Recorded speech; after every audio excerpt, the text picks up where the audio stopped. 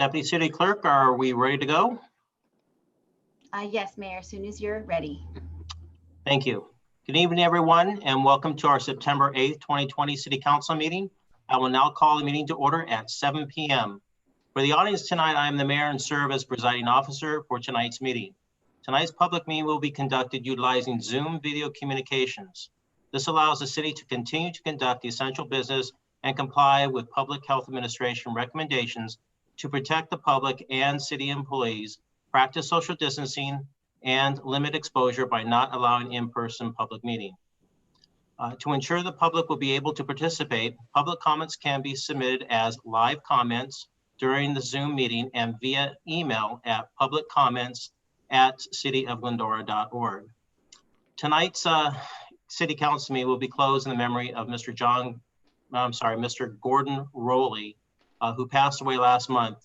Gordon Thomas Rowley was born August 4th, 1938, and passed away on August 28th, 2020. I'm going to ask Councilman David Friedendahl to give a brief bio of Mr.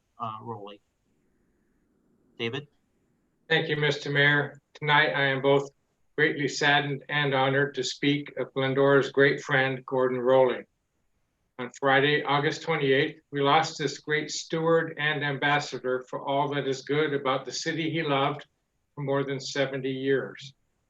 Gordon passed to do more service with the Lord following a brief illness and leaves behind a strong family and his beloved wife, Norma Meacham Rowley. I first met Gordon through Boy Scouting more than 16 years ago and learned he was a previous Scoutmaster for more than 14 years, mentoring, guiding, and encouraging the character, leadership, and development of young men become the best unselfish citizens our community could ask for. Gordon was many things. He was kind, gentle, pressing, pushing, while encouraging these men to become their very best. Like parents sometimes are, he was a leader not always liked because of this, but he did become one that everyone grew to love, and results at the end of the day showed this. Gordon earned, gave, and was respected, period. Gordon's service in scouting was leading trail and fire crews, working with the Forest Service to develop effective tools that are still in use today, battling Mother Nature's fires and wilderness. He was also the man in the suit as Smokey Bear for fire prevention programs, always sharing and teaching. Through his love of the outdoors, he gave many years of unselfish service to Glendora's trail committees, parks, and cities outdoors, with hundreds of projects that have his touch and care to better our city. One cannot walk among our hillsides without touching the silent monument to Gordon's contribution. As a profound patriot, Gordon was also the city flag guy. The flags on display on our city streets are a result of his efforts and services, as well as the annual Flag Day retirement ceremony presented each June, along with the Daughters of the American Revolution Serrano chapter and local Boy Scouts. Gordon was also very active in the Glendora Historical Society and a contributor to the Glendoran magazine. He was not a joiner, he was a doer. The very last thing ever sought by Gordon was self-recognition for his quiet efforts. He wanted the recognition for the event or the scout or the city, not himself, and he accepted personal recognition reluctantly. He was, however, duly recognized in many awards, from the Forest Service, Boy Scouts of America's Silver Beaver Award, the highest award presented at a local level, and to any volunteer, and a Glendora Citizen of the Year, along with his wife, Norma. This man of many offerings has left us with a mountain of a legacy, and we shall miss him dearly, but are so much better for having had him in our lives, and we thank Norma for sharing him with us. Lead on, old Grizz. Thank you. Thank you, Councilmember Friedendahl. Brief line for tonight's meeting will include, under special items, an introduction of our new Chief of Police and a COVID-19 update, 10 consent items, 2 unfinished business items, and 2 new business items. Madam Deputy City Clerk, can you please conduct the roll call, please? Thank you, Mayor. At this time, I would like to conduct an oral roll call and request that each council member respond with present when their name is called. Councilmember Thompson, You're muted. Present. thank you. Councilmember Boyer, Present. Councilmember Friedendahl, Present. Mayor Pro Tem Davis, Present. and Mayor Alawas. Present. All council members are present. Thank you, Mayor. Thank you, Elvia. So we'll have tonight's invocation be presented by Pastor Ike Graham of Foothill Christian Church. Pastor? All right, let's pray. Father in heaven, we thank you for your generosity to us. We thank you, Lord, for the breath in our lungs right now, the freedoms that we have that we can take for granted.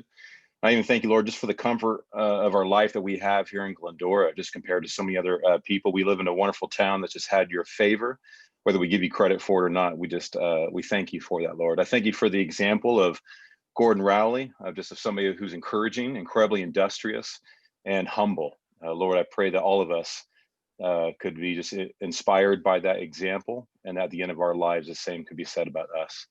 Lord, we just recognize that you're sovereign in all things. While in all things that's going on, you're not surprised by anything that's going on in the world. While things could seem crazy or extremely inspiring, depending on where people land, Lord, we know, Lord, that you are the Ancient of Days. You've been here before, and you'll be here way after. And we just recognize and we ask for your help and your wisdom.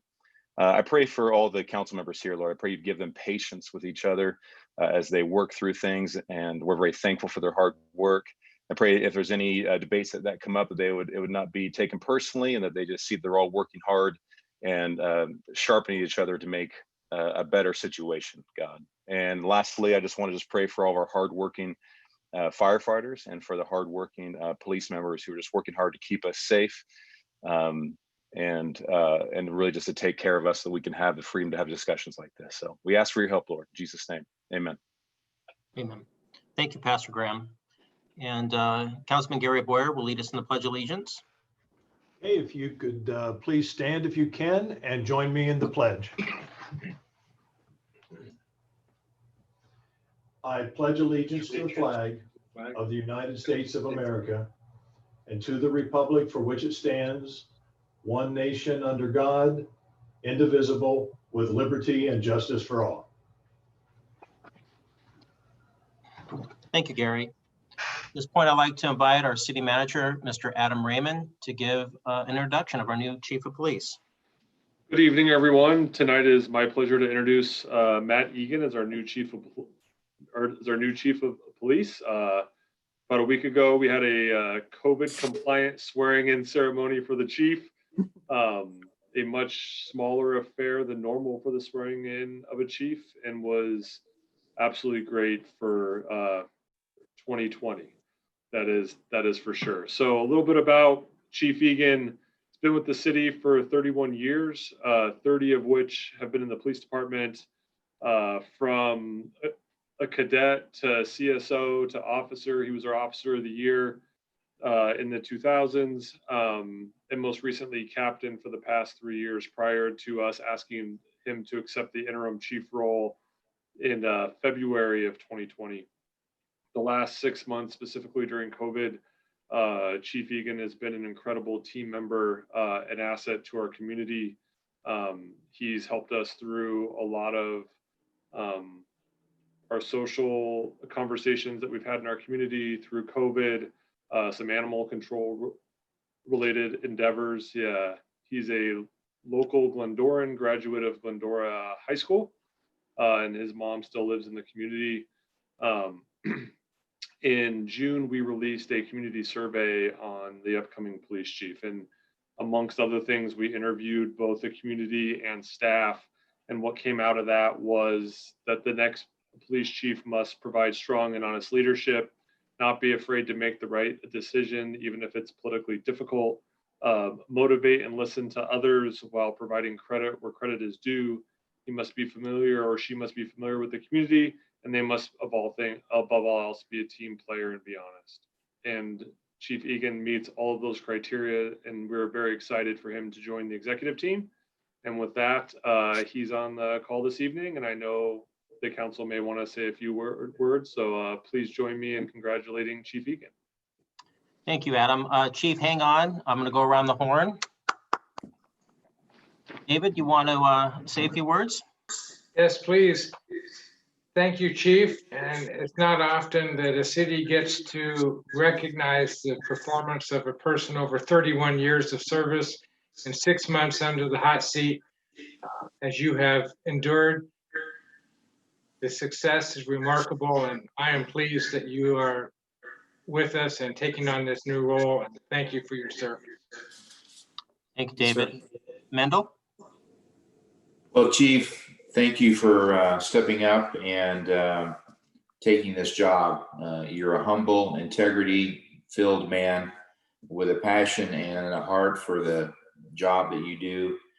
Service is probably your middle name, and I appreciate the character that you bring to this job.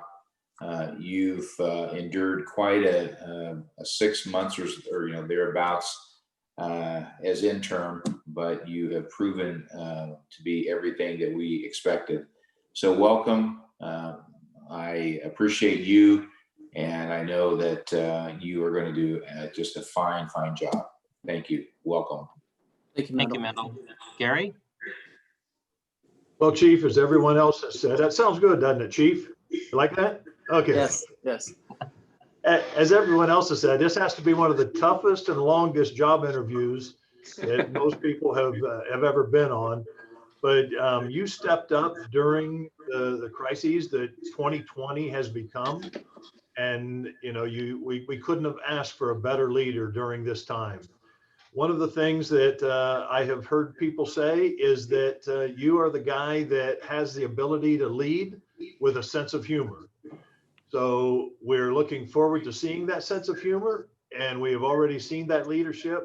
But welcome aboard, and I really do appreciate the 30 years that you've already given to Glendora and the many years to come. Thank you for taking on the job. Thank you, Gary. Thank you, Gary. Karen? Well, in addition to the things that have already been said and the many other qualities and characteristics that you have, three that I'll lift up that I think are very crucial right now is that you have a willingness to listen, you're empathetic, and you're committed to all of the residents. And I thank you for bringing those gifts to the table and wish you the best going forward. Thank you, Karen. Thank you, Karen. Matt, it was a true pleasure last week to be able to present you your flat badge. I know we had a little fun with that, but it was truly an honor for me to be able to do so. Your patience is incredible for what you've had to go through with the city issues over the last few months. I know it's been trying, as my colleague said, you've been tested by fire, as it were. And I am so proud and pleased that you are our new chief. You have no idea. Your humor, your patience, your attention to detail, and you're now at a different level with our family. And truly, it's a family here in Glendora, and we are just so utterly pleased. So with that, I can see that that you want to say some things, so I'll get on with it. Matt? Thank you, Mr. Mayor. And yes, I kept my flat badge. You may not have it. Everything that everyone has said means a lot to me. You are completely correct that I am dedicated to the city, to the community, to the people we serve, to my fellow city workers, from the very top to the very bottom. I have humble beginnings, and I still have that same humbleness in my heart now. Karen, hitting on your one item you lifted up, which is my ability to be a good listener with an open mind. I think that comes from a strong bond of family and having the ability to admit when you need to do things a little differently and to close your mouth and open your ears. So I do have a great sense of humor, and the city manager and I jab back and forth constantly. It keeps it light, keeps it fresh, keeps it fun. And I'm just really excited to take on this role and to continue my servant leadership of the police department here. So thank you all very much for the opportunity. Thank you for entrusting me to run this organization.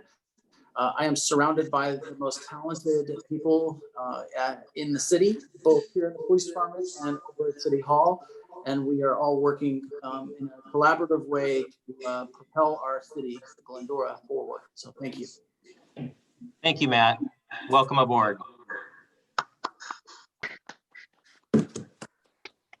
So with that brings us to our COVID-19 reopening the economy update from our city manager, Adam.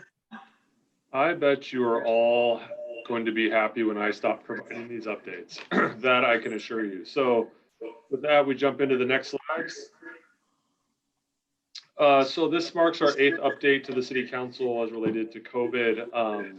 Tonight marks the, excuse me, the 3rd time we've had a major change in the rules. So we'll do our best not to confuse everyone. Apparently I need more coffee. Next slide, please. So in the state of California, we have moved from something called Resilience California to something called a blueprint for a safer economy.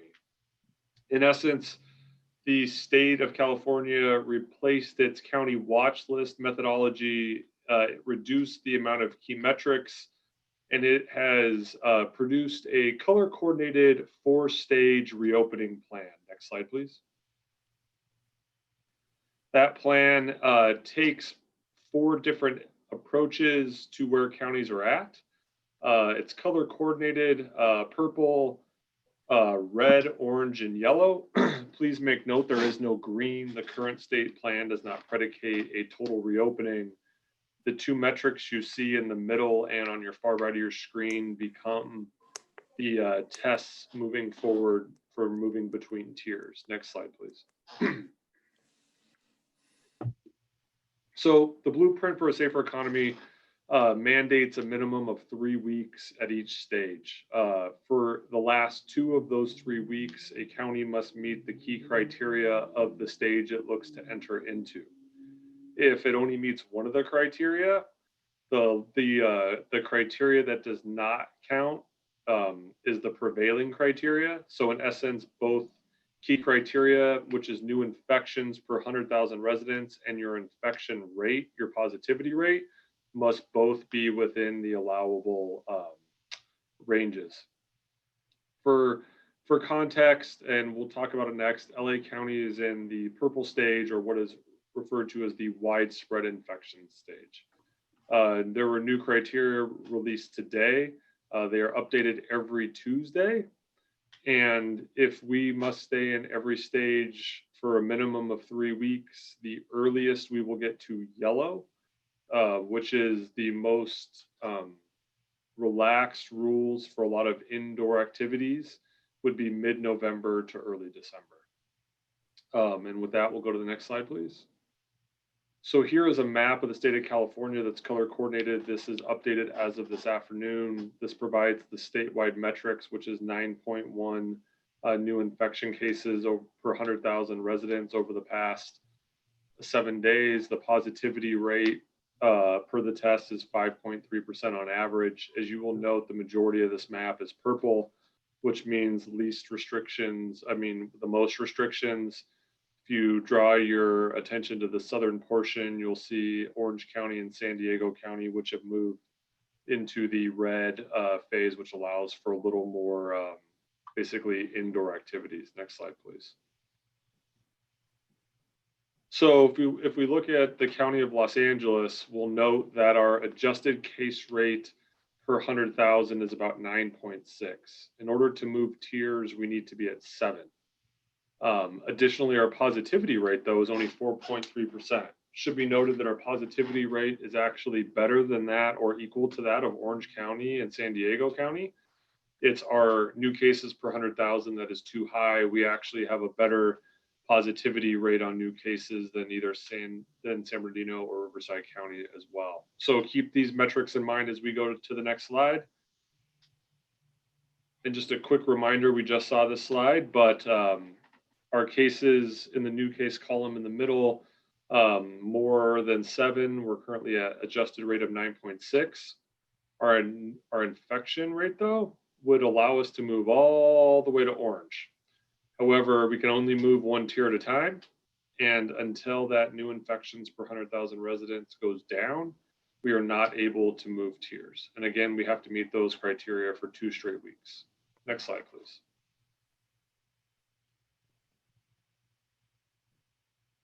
Oh, back one. Okay, one forward. All right. So what does this mean at a county level? As we talked about previously, just because the state provides some allowances does not mean those are allowable in your county. The county sets the floor of SOAR if the state sets the ceilings. So the most recent health order is labeled Safer at Work and in the Community. That was issued on May 29th. The most current update was on September 2nd. And on the 2nd, we learned that the county would allow for K-12 schools to offer school education for cohorts with students with special needs. And those were English as a second language. The goal here is to target the most at-risk youth. Additionally, in LA County, hair salons and barbershops were allowed to operate up to 25% of capacity indoors. Some allowances, if we go to the next slide, please, that are allowed under the state's new plan were not allowed in Los Angeles County. Those include allowing all retail capacity indoors of 25% and all shopping center indoor capacity of 25%. Additionally, at this time, the county will not accept any in-school waivers for all students. So for a private or public school to go back into class, the county is not accepting waivers at this time. And the county's methodology for why they're not allowing this is their number one goal is to ensure that the new cases per 100,000 residents drops down. And their goal is to get students into the classrooms as soon as they can. Next slide, please. So just as a reminder for those watching, the city of Glendora can set additional restrictions. Throughout the COVID pandemic, we have not placed any additional restrictions, so we must follow both the state and county's orders, whichever is more restrictive. So when we met a month ago, before August break, the only new allowances that we have at this time are indoor salons and barbershops of up to 25% capacity. Next slide, please. Over the next 2 weeks, we're coming up with a plan to try to open up additional city facilities to the public, whether it is limited to certain days per week or certain hours. One of the challenges of having an old historic city hall is allowing for ADA compliant accessibility to City Hall in a socially distanced compliant manner. So we met with staff today in our emergency operations call, talked about some of the challenges under the new protocols and are looking forward to solutions for a phased reopening of city facilities. And as just a quick reminder, all city services staff is here. We're working, there are some modified schedules to accommodate some childcare and to limit people gathering too many people in one location. Staff is available to the public by phone call, by email, through the various online portals we have, through video chat, and always through picking up the phone. Next slide, please. Just a quick reminder of the websites and where the information is at.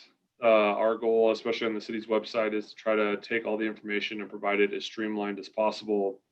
And just another reminder that our police department does an amazing job going out and helping educate some of the businesses and public when we have the opportunity on the health order and requirements that are in place. Next slide, please.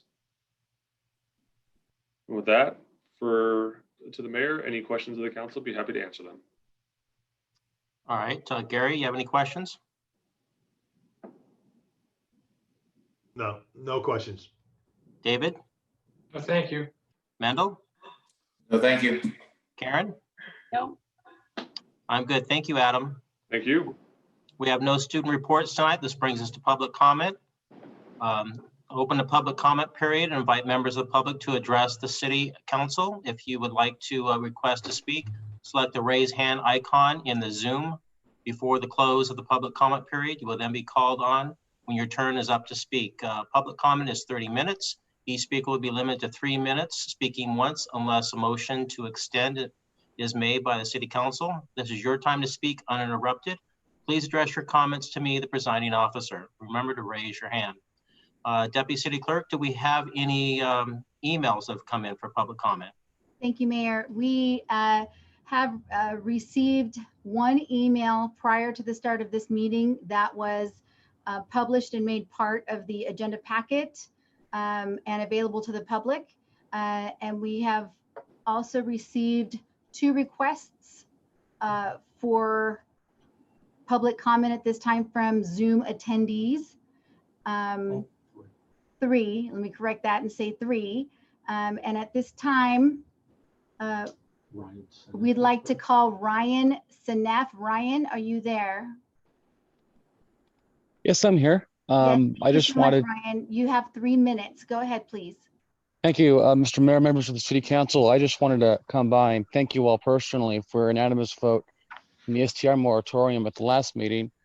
I just have a question though. I understand that our 3rd goal was to prevent the individual from performing more shows in the county as a whole. Did we get that accomplished, or? We'll address that at the end of public comment. Thank you, sir. Is that it, Ryan? Yes, sir. That's it. Thank you. Yes, sir. We have Abdallah Yagi. Oh, let's see. Hello. Abdallah Yagi. Yes, Mr. Yagi, you have 3 minutes. Go ahead, please. Thank you very much. Dear Mayor and Council member, I'm speaking to you as the owner of Route 66 car wash located at 525 East Route 66. I have been a resident and conducting a business in this beautiful city for over 27 years. I have addressed Mayor Alawas about this matter, but now I want to include the entire City Council.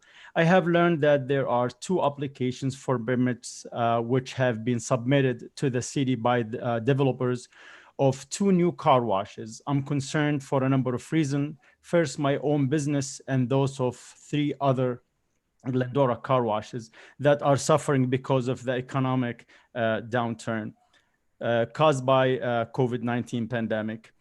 When I looked at my business revenue, comparing it to 2019, March and April, they were about, I'm gonna say 65% decrease.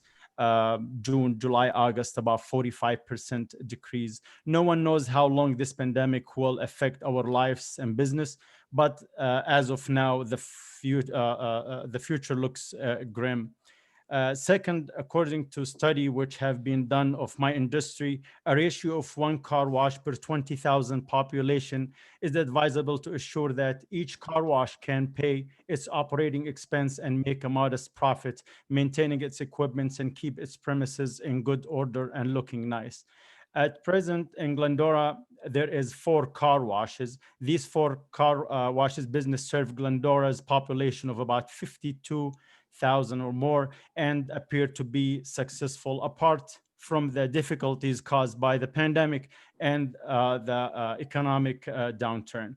Based on the study on my industry, there are enough car washes in the size of Glendora's population. Third, there is a nearby example of what can happen in there if there are too many car washes in a city. That example, Pomona, which is in 2014, enacted an ordinance which placed a moratorium in permits for additional car washes there. Why? Because there were about 18 car washes. That city have about 150,000 population. That's 1 car wash per 8,000. Business, even before the pandemic, those car washes were struggling to stay in business, and some of them, they were not able to tend to maintenance and were deteriorating. The city of Glendora should avoid such situation. At this point, no one knows whether the 2 applicants will follow through or not. Can I suggest something with the City Council, considering delaying any action in the application until study can be done about the need of additional car washes in the city? And that study would probably be most useful if done after things return to normal at the end of the pandemic, or maybe do something like the city of Pomona did, which is put a moratorium on more permits in the car washes. I would welcome opportunity to speak with all of you or some Thank you very much for your time. I appreciate it. Thank you, Abdullah. Mr. Cena, Joe Cena, go ahead, please. You have 3 minutes. Thank you very much, Mayor Alois, council, and city staff. My name is Joe Cena. I'm the president and CEO of the Glendora Chamber of Commerce, and the Glendora Chamber proudly serves the business community of Glendora. As Mr. Raymond so eloquently described, the city or the state changes, which seems like it's all the time, on this COVID, business reopenings and such. The chamber, myself and my staff just continue to help the businesses decipher that, or who qualifies, who opens, who doesn't, because some are very confused with it. So we continue to work with our local businesses to help try to get them successful again and to stay open. On the legislative side, we have a very active legislative action economic development committee, where I know the safety or accuracy of our voting has been talked about nationwide. We did have a presentation by Philip Ferbera from the LA County Registrar's Office, and his presentation, Voting in the Time of a Pandemic, is on our YouTube page, youtube.com/Glendora Chamber. Kind of details LA County's procedure, which from his presentation looks pretty rock solid. So if you're interested in learning about that, please visit our YouTube page. Also on September 16th at 6 p.m., the Chamber is going to host a virtual town hall on the 2020 ballot measures. If you don't already know, there are 12 ballot measures, 1 potential county charter amendment, a bond measure, and then a bunch of elections. We're not going to go over the elections, but we will go over all the ballot measures, have the yes and no arguments, some details, and give the audience reference material where they can go and get further details. So if you're interested in that, please visit the Chamber website or go to GlendorachamberEvents.org and register. It will be held via Zoom. It will also be streamed live on our Facebook page. So other than that, we're busy over here just trying to help businesses keep their doors open, and proudly doing that. So thank you very much for the time.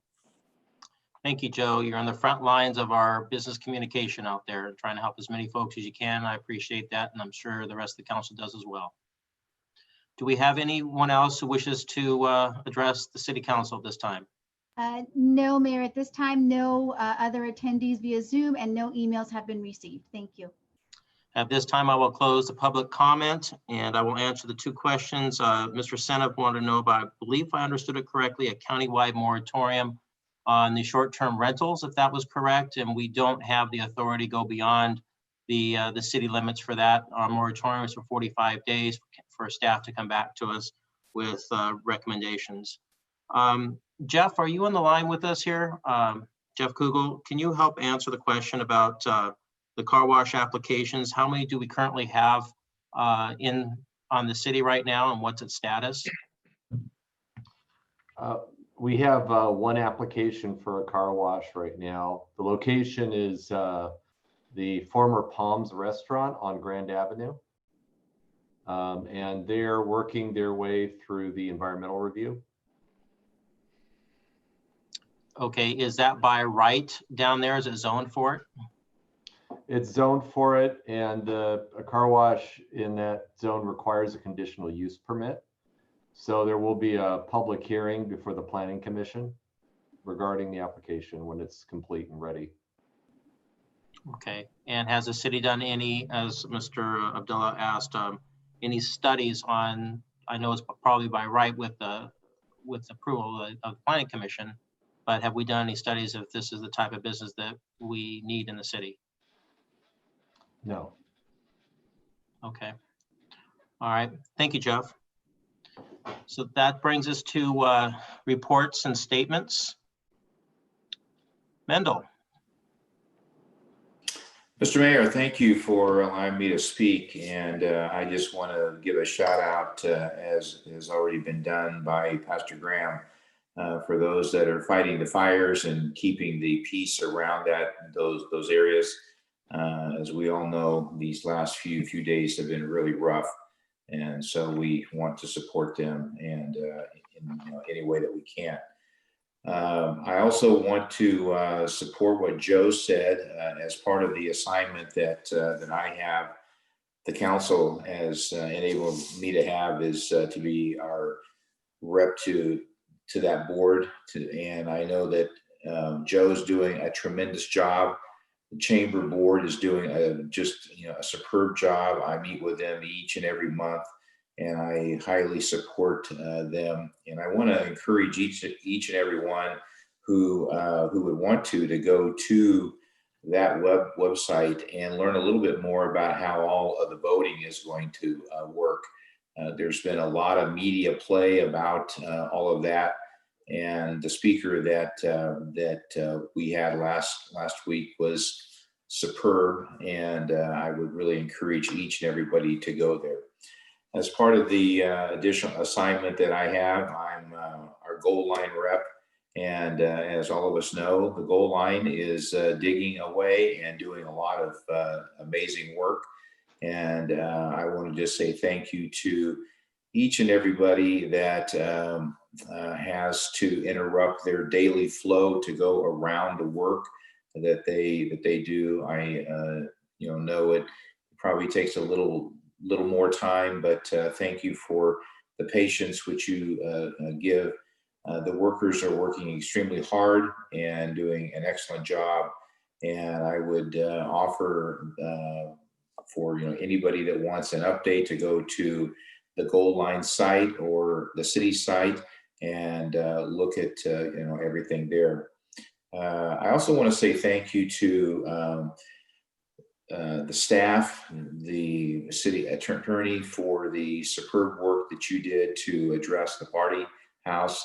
The council, the staff reacted well, quickly, and neighbors around me, because I'm close to that house, have been just overflowing with thanks.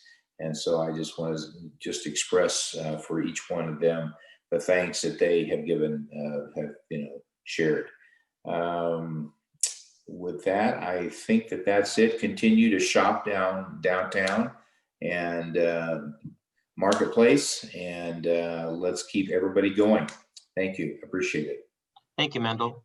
David? Nothing to add. Thank you. Thank you, David. Gary? Jeff, while you're there, and Michael asked a question about the reference to the car wash, but do we, the city of Glendora, do we have a moratorium on any particular types of business right now? And have we ever had any in the past if we don't have any in place now? Do you know that answer?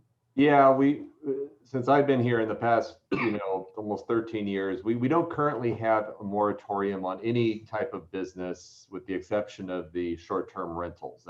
We do have a moratorium on that right now. In the past, we have had moratoriums on massage businesses. We've had moratoriums on marijuana dispensaries, and we've had a moratorium on body art since I've been here. In all those three cases, it was a moratorium really in response to, I think it was really state law changing how cities could regulate those uses. And we put a moratorium on so we could have time to prepare ordinances. And in those cases also, there was a concern, kind of a social welfare crime concern, that sometimes those businesses that I mentioned are associated with criminal activity as well. And so in all the cases where we've imposed moratoriums, that's usually been the circumstance under which we've done it. While I have you, in your experience, have you seen this type of local control when municipality tries to control the types of businesses that go into a community?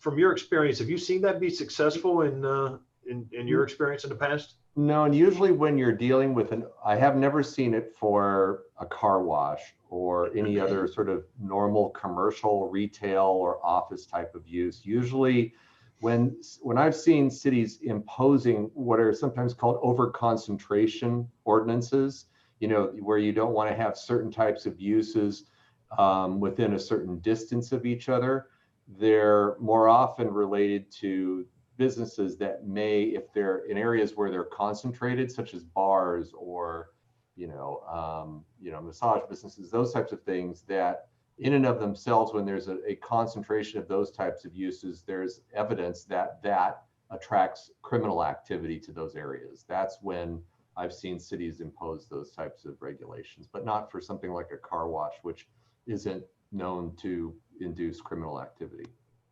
Okay, appreciate the information. Abdullah and his team do a great job at the car wash on Route 66, and I'm there on a regular basis because I never have the energy to wash my own car. But it's an interesting conversation, and it'll be fun to look into it a little bit more.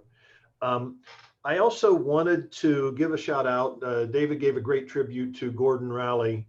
And one of the things that we talk about here in Glendora a lot is, as we see a lot of people who have contributed so much to the community getting older and a lot passing on, or getting too old to do some of the things they've done before, or leaving the city for one reason or another, there's constantly a worry about who's going to pick up the slack.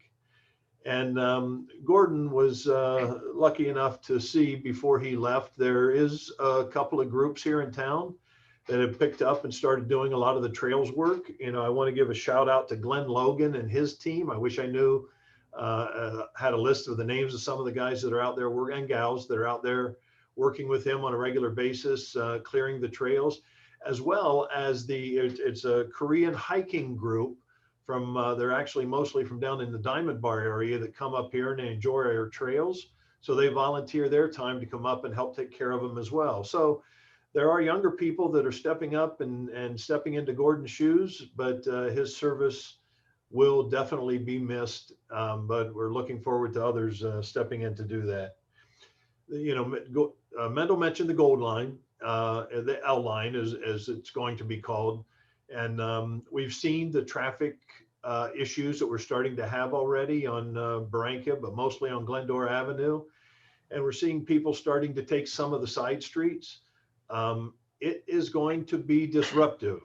We've talked about it, and there's not a whole lot we can do about it, but the best thing we can do as Glendorans is let's try to work with each other. And when you can, drive over to Grand Avenue or make a longer loop around rather than cutting through residential neighborhoods. It may take you a few minutes longer, but it'll be a blessing to the people that live and work in some of those neighborhoods where the shortcuts are. So anything that we can do as a community to help ease this pain will be greatly appreciated. And then I also want to give a shout out to the businesses that have endured this COVID nightmare that we have all been through. I have seen people come through and do some of the most creative things in order to keep their businesses afloat. And one of the interesting things, and I've got to ask the question of Adam or Joe, if you have an answer to this, I'm not going to name anybody, but my particular barber is a one-person shop. So how do you go in at a 25% capacity when you only have one person in there at a time? Some of these rules we got to remember are guidelines. They're things for us to try to remember. So I'm sure the rules are not so much that we only need to make 25% as many appointments as they normally would. It's more of, we don't want large crowds in these businesses that are going to deal, or that may cause a little bit of havoc and hurt our numbers. And I would just say, Councilman, that's exactly correct. That I believe that barber also has an outside location that may be the best in all the village, if that's the one I'm thinking of. So, you know, that's exactly correct. We're trying to do our very best to ensure social distancing and other infection protocols.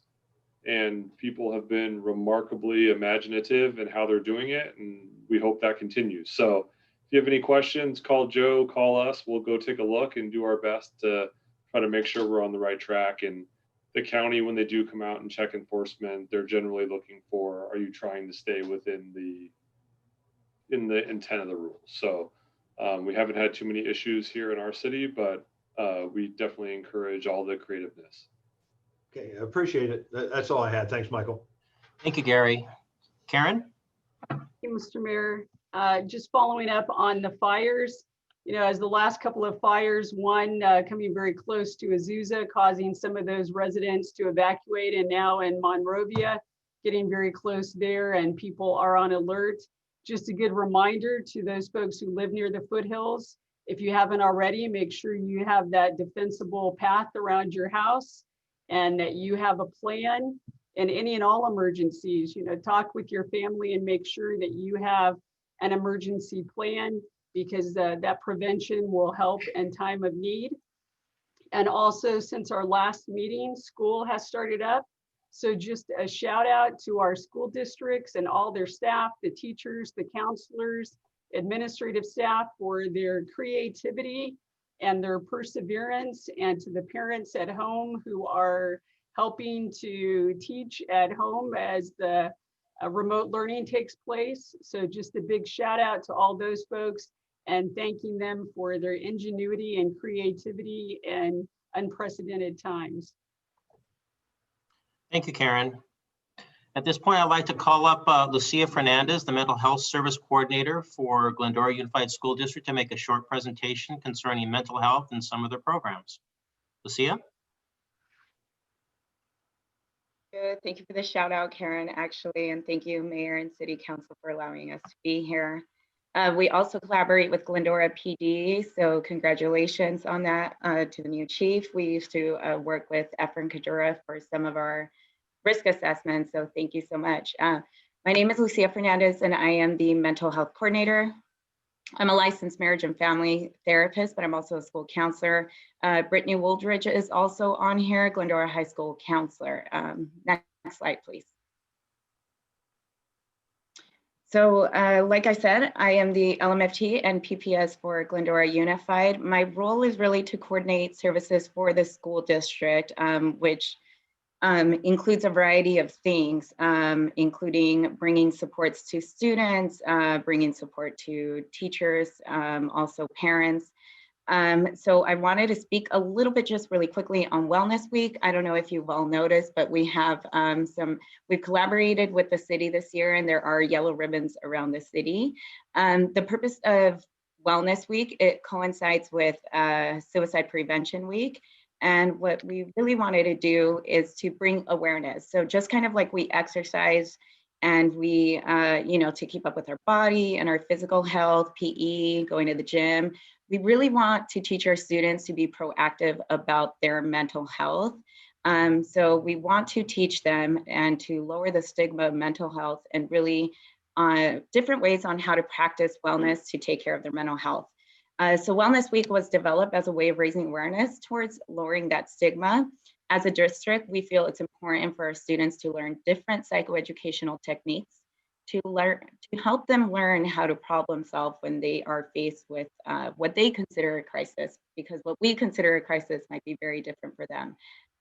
But we see that often we see our students in crisis, and we see that a lot of times they don't really know how to tackle crises. So Wellness Week was developed as part of that idea. It's important for them to learn different skills such as empathy building, cognitive reframing, just different ways of seeing things so that they don't feel a certain way. Also just to help educate them on things that contribute towards the self-esteem, and also positive and negative coping skills. So this week really just gives us this opportunity to just raise awareness. And I'm so happy that our community partnered with us. So if you see yellow ribbons around the city, some of our grocery stores actually partook this year, which is very, very exciting, because we feel that as much as it's important to raise awareness and loop our kiddos in, it's also very important for our community to feel a little bit more comfortable with having a conversation about mental health, since a lot of the time mental health has a negative stigma. We wanted to turn it into like a wellness really initiative. So that's a little bit about Wellness Week. Next slide, please. So with that being said, back in 2015, we started to develop a program that we branded Glendora Healthy Minds as a school district. And this really happened because counselors would see more and more students dropping into their office with crisis. Many times those leading to suicidal symptoms that students were experiencing. And it was really because they don't have a lot of coping skills on how to manage these crises that they were dealing with. We were seeing an increase in special educational assessments leading to having to be input into special education's promotional disturbance. A lot of 504 plans, which is a lot of educational talk here, but 504 plans are through the American Disabilities Act, where kids get accommodation due to mental illness and diagnosis, accommodations in the classrooms due to anxiety. So all of that was increasing. Also SARB, which we collaborate with the Glendora Police Department to do when students are truant and absent. We were starting to see that a lot of the truancy were really related to high anxiety, high depression rates, where students were having a hard time getting out of bed or even getting into school because their panic was so high. So as a result, as a district, we really wanted to offer support to our students. So we partnered with various agencies. Our first one was Azusa Pacific University Counseling Center. And since then, that was back in 2015, APU therapists, student therapists come into our campus and provide students with social emotional support for therapeutic services. So then we also partner with Pacific Clinics, which is a community agency. We partner with the Health Family, which is a community agency. Those are Medi-Cal related services. So we try to help families out through their various insurances. And if they have Medi-Cal, we refer to them. If they don't, we provide APU services, which are free of cost, funded by the district. And then we also have different support networks, such as NAMI through Pomona, which are the National Alliance of Mental Illness. And they help us with our students in providing additional supports on campus, as well as social model recovery for those students that are having issues with marijuana addiction or alcohol addiction. So it has been growing since then. We also have included Glendora Healthy Minds Clubs, which are very psychoeducational in nature. So we figured if we were targeting the students that needed that intervention piece, we really wanted to trickle down to really show that preventative piece. And the best way to do it is to have kids join more educational clubs, not necessarily support groups, but more a place where they can learn about different ways of coping. How do you cope if you're found with this problem? Because what we have found is that if a student develops a trauma or experiences a trauma and they do not know how to deal with it, and this trauma could be something as simple as like seeing a friend possibly mistreated and now they're taking it a certain way, so now it becomes traumatizing and they weren't able to really deal through that. These clubs allow students to be able to learn empathy building skills, problem solving skills, identifying negative ways of coping that they might be doing and turning it into a positive way of coping. So through these clubs, we definitely are targeting more of those preventative measures. So we definitely started at the intervention and we are trickling all the way down to really teaching our students different skills of coping through these clubs. And this year we actually purchased a curriculum. We're really excited and we're waiting. Where teachers will have access and be able to teach our students different ways of taking care of their social emotional health. Lastly, as part of the program, something that we just added are Parents for Healthy Minds presentations, which actually we're doing our first one tomorrow during Wellness Week, where parents can come in and learn about the program. And we will be having presentations every first and third week of the month, starting in October, where actually if parents log on to our website, they are able to request specific topics, and it could be done anonymously. That way us as counselors, we know what kind of topics our families are struggling with. It could be anything from like, I'm seeing my student not being able to get out of bed, and I think they might be depressed. Can you help us in identifying this? And it really serves our whole community as a whole. So that pretty much sums up the program power. If it's okay, if Brittany Wooldridge can speak, I'm not sure if she's on mute or not, but I would like her to speak a little bit specifically about the different supports we have specifically at Glendora High School, because we have different supports across all schools. All of these programs are being brought in K through 12, but I wanted to bring in a school counselor so that she can talk about what it looks like specifically on one of our campuses. So Lucy, if she can be brief, that would be wonderful. I will be brief, I promise.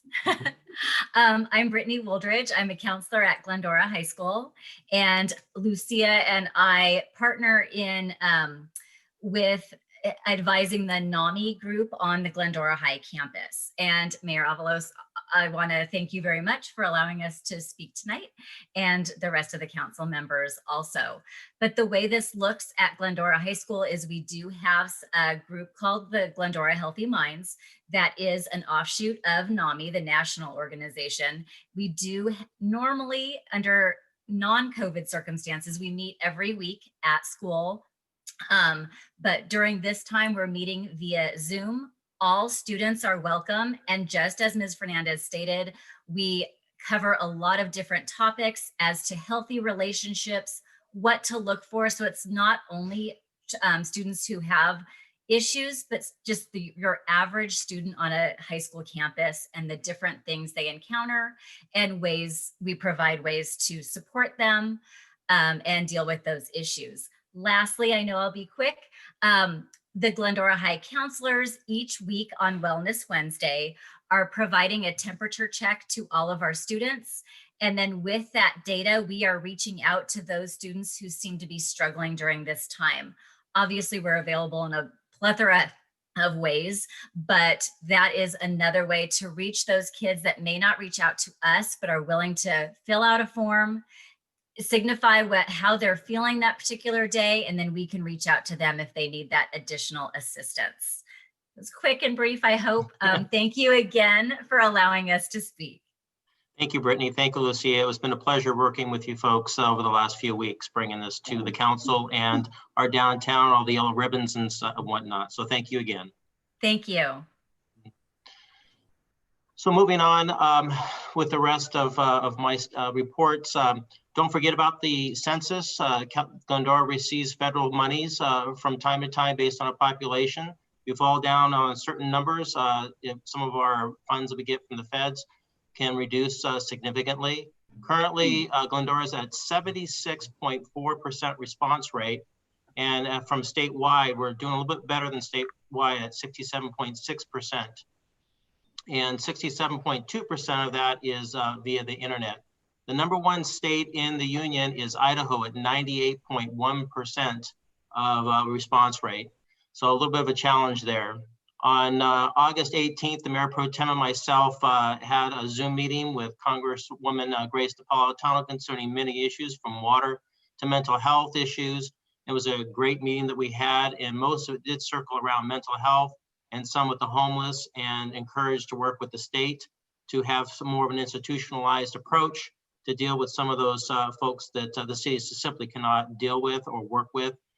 We just don't have the resources with, and she was very encouraging and supportive of that.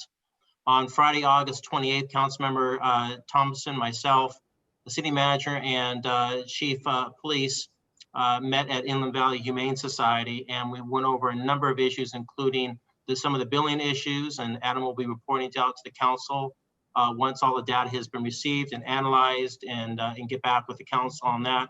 We also discussed coyote related issues and how the Humane Society can be a partner in some of the vaccine issues. More to come in the future on this whole topic and related moving forward. So with that, I guess we can go to the consent item. I believe that no one has asked to reorder the agenda or pull any of the items. Has anyone asked to pull or reorder? I'd like to make a motion to approve the consent calendar, items 4 through 13. Second. Madam Deputy City Clerk, you want to take a roll call? Thank you, Mayor. Yes, at this time, the motion by Mayor Pro Tem Karen Davis, seconded by Councilmember Boyer, is to approve items 4 through 13 of the consent calendar. And I will take a roll call vote. Councilmember Thompson, Yes. Councilmember Boyer, Yes. Councilmember Friedendahl, Yes. Mayor Pro Tem Davis, Yes. and Mayor Alawas. Yes. And that passes 5-0. Thank you. Thank you, Elvia. This brings us to unfinished business. Item number 14, update on the Business Recovery Grant Program and discussion on possible repurposing the Cdbg-CV funds. I'd like to invite Housing and Economic Development Manager Valerie to present. Thank you, Mr. Mayor, and good evening, Council. This item is an update on the Business Recovery Program funded through the Community Development Block Grant Coronavirus Program, or Cdbg-CV. It is made available under the CARES Act for the purpose of preventing, preparing, and/or responding to COVID-19. With Council approval in May, the Chamber of Commerce and City staff have been marketing the Business Recovery Program. However, due to the regulations in place under the CARES Act and Cdbg, there have been challenges in approving applications. To date, we have approved one business and we have funded them just about $15,000.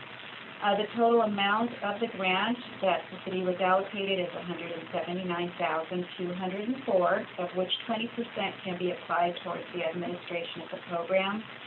After the $15,000 that has been approved thus far and the 20% set aside for administration, there still remains $128,500 for the Cdbg-CV program. So tonight, City Council is asked to discuss and direct staff on the continued direction plus the Cdbg-CV funds. Reviewing the options and activity that other cities have utilized the funds for, there are a few options for City Council to consider.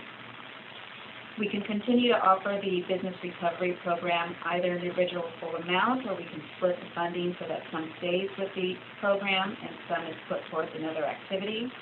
Although we've had difficulty in spending the funds, we do continue to receive inquiries on the program. And until the economy and the various sectors are able to open without the tight restrictions of the county order, we may still see businesses that would like to apply for the program. Another option is an emergency rental assistance program. Other cities have opted to provide a rental program where they assist with rent for up to 3 months. In researching other cities and talking with others that offer this program, we have found that the rental assistance program is a demanding program to administer. Similar to the Business Recovery Program, the program requires substantial documentation and steps, including cooperation from the landlord or property owner. Applicants also often need to be closely guided throughout the process. In talking to one of the cities, we were told that they received approximately 2,000 applications for 400 available grants. After 3 months and 5 staff members that dedicated a majority of their time to administering the program, they were only able to approve at that time 150 applications, which is less than 50% of the 400 they had available. So as a reminder, we don't currently have staff dedicated to housing. If this is a direction we decide to move forward with, it will require that we partner either with additional staff members from another department or an outside organization that can assist with the delivery of a rental program. Third activity that other cities have pursued is COVID-19 testing. However, in speaking with them, as testing has become more available and there are other funding sources available, this option is not recommended as it may be challenged by HUD as a duplication of funding. The last option staff would propose council to consider is funding towards the emergency homeless sheltering. To date, the city has allocated $300,000 towards placing individuals dealing with homelessness in local hotels and motels. And tonight in the next item, council will be asked to consider additional funding to continue housing the homeless. The CARES Act does allow for the Cdbg CD funds to be used for reimbursement of expenses that were incurred to respond to or prevent the spread of the virus. While the city is in the process of seeking reimbursement from FEMA, FEMA will not cover 100%, and Cdbg CD funds may be used for FEMA cost share of homeless sheltering, therefore utilizing a portion of these funds to reimburse for the qualifying expenditures would be an efficient use of the funds and would allow for the least amount of documentation, as individuals experiencing homelessness are considered low to moderate income individuals, which is one of the key requirements of the Cdbg program. So in conclusion, council is asked to discuss the options and direct staff on how to continue with the programming. With council's direction and changes, we will be required to prepare a substantial amendment, provide for a public review period, and then return to city council with a public hearing in order to apply to HUD for any recommended changes. So once again, the options tonight for city council to consider and discuss are: one, to keep the business recovery program as it currently stands, or to divide those funds into keeping some with the business recovery program and allocating some of it to another activity, or we can repurpose all of the funds to an alternative activity as mentioned before. So with that, I'll conclude my report and then open to questions. Thank you, Valerie. Bring it back to council. Gary, you want to start us off? Sure. I don't know, is Joe Cena still on here? Yeah, there you are, Joe. Yep. If I would love to ask Joe a question, as he's been the one dealing with working with businesses on this. You know, in your opinion, I know the amount of time that you have spent trying to make this business assistance program work. Mm-hmm. Do you see any light at the end of the tunnel for the business assistance program, or is it just too cumbersome for most businesses to be able to qualify for this? Well, I mean, it is cumbersome. We've talked to a number of businesses, and the majority of them, the main reason why they don't qualify is because they've got PPP funding or other loans. Every business has received letters. It's been in the newspaper, it's been on social media, you know, presented in a multiple ways. I really couldn't tell you if we get many more, you know, successful loans, you know, to be honest. Okay, I appreciate that. I know how much effort you and the chamber have put into this program, and it was a good idea and a good effort. Mm-hmm. But I think it might be time to start looking at something else. The other question I had for Valerie, when you talk about the rental assistance program and other, the city only able to fund 160 out of the 400 possible grants they had. You know, what was the reasoning for not being able to fund all 400? Was it, again, the burdensome paperwork? Was it that people didn't qualify? They were having difficulty getting all the documentation in from the individuals, and they're still continuing with it, not to say that they didn't, but it's just a timely process. They did mention they had 5 staff that were dedicating the majority of the time, and it was just a lot of hand-holding. So getting all of the documentation that was required for the program just hadn't allowed them to fully approve all 400. They probably will get there. They had 2,000 applications in. They just hadn't gotten through all of them at that time that I spoke with them. You know, unfortunately, you know, people that are struggling right now, their bookkeeping and keeping track of paperwork and things like that is probably not the biggest priority in their lives. So in your experience, or in what you found out about this, I mean, are we looking at another program that might just be so cumbersome that it's going to be problematic? That was the understanding that I was given. That was the impression in the conversation that I had. And speaking with our consultant who deals with other cities, I was told it's a very difficult program to administer. And I'm assuming that you've looked at all the possibilities of trying to make it more streamlined already? There's just little work around some of the requirements and documentation that we have to keep in our files. Okay. As we move forward here, I may, before we jump into making a motion, I may want to ask for the decision on this to be delayed until after we have the discussion on item number 15. I don't know if anybody else looks at that and thinks that maybe that might have an influence on what we do here, but before we jump into a motion, I would appreciate having that discussion. That's all I have. Thank you, Michael. Thank you, Gary.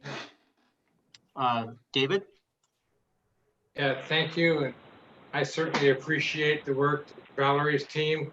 A team of few is not a big staff. So if the world thinks there's an army out there, that's not the case. It's an army of a few. And I appreciate the talent and certainly the Chamber of Commerce efforts. I think it's very sad that these grants are advertised as they're out there, but they're so unattainable for the folks that need it the most, and it's pitiful. Appreciate your efforts to continue trying to find a way to make it work. I'm wondering if we might be able to explore a child care or a daycare opportunity for some of the families that are struggling with how to work and do the children at home type of thing at the same time. Maybe that's an avenue we might be able to explore if it too doesn't become overly cumbersome to try to manage. Maybe an option in that direction. I'd love to see something that we can actually deliver some of these funds to the people that need it without all this difficulty.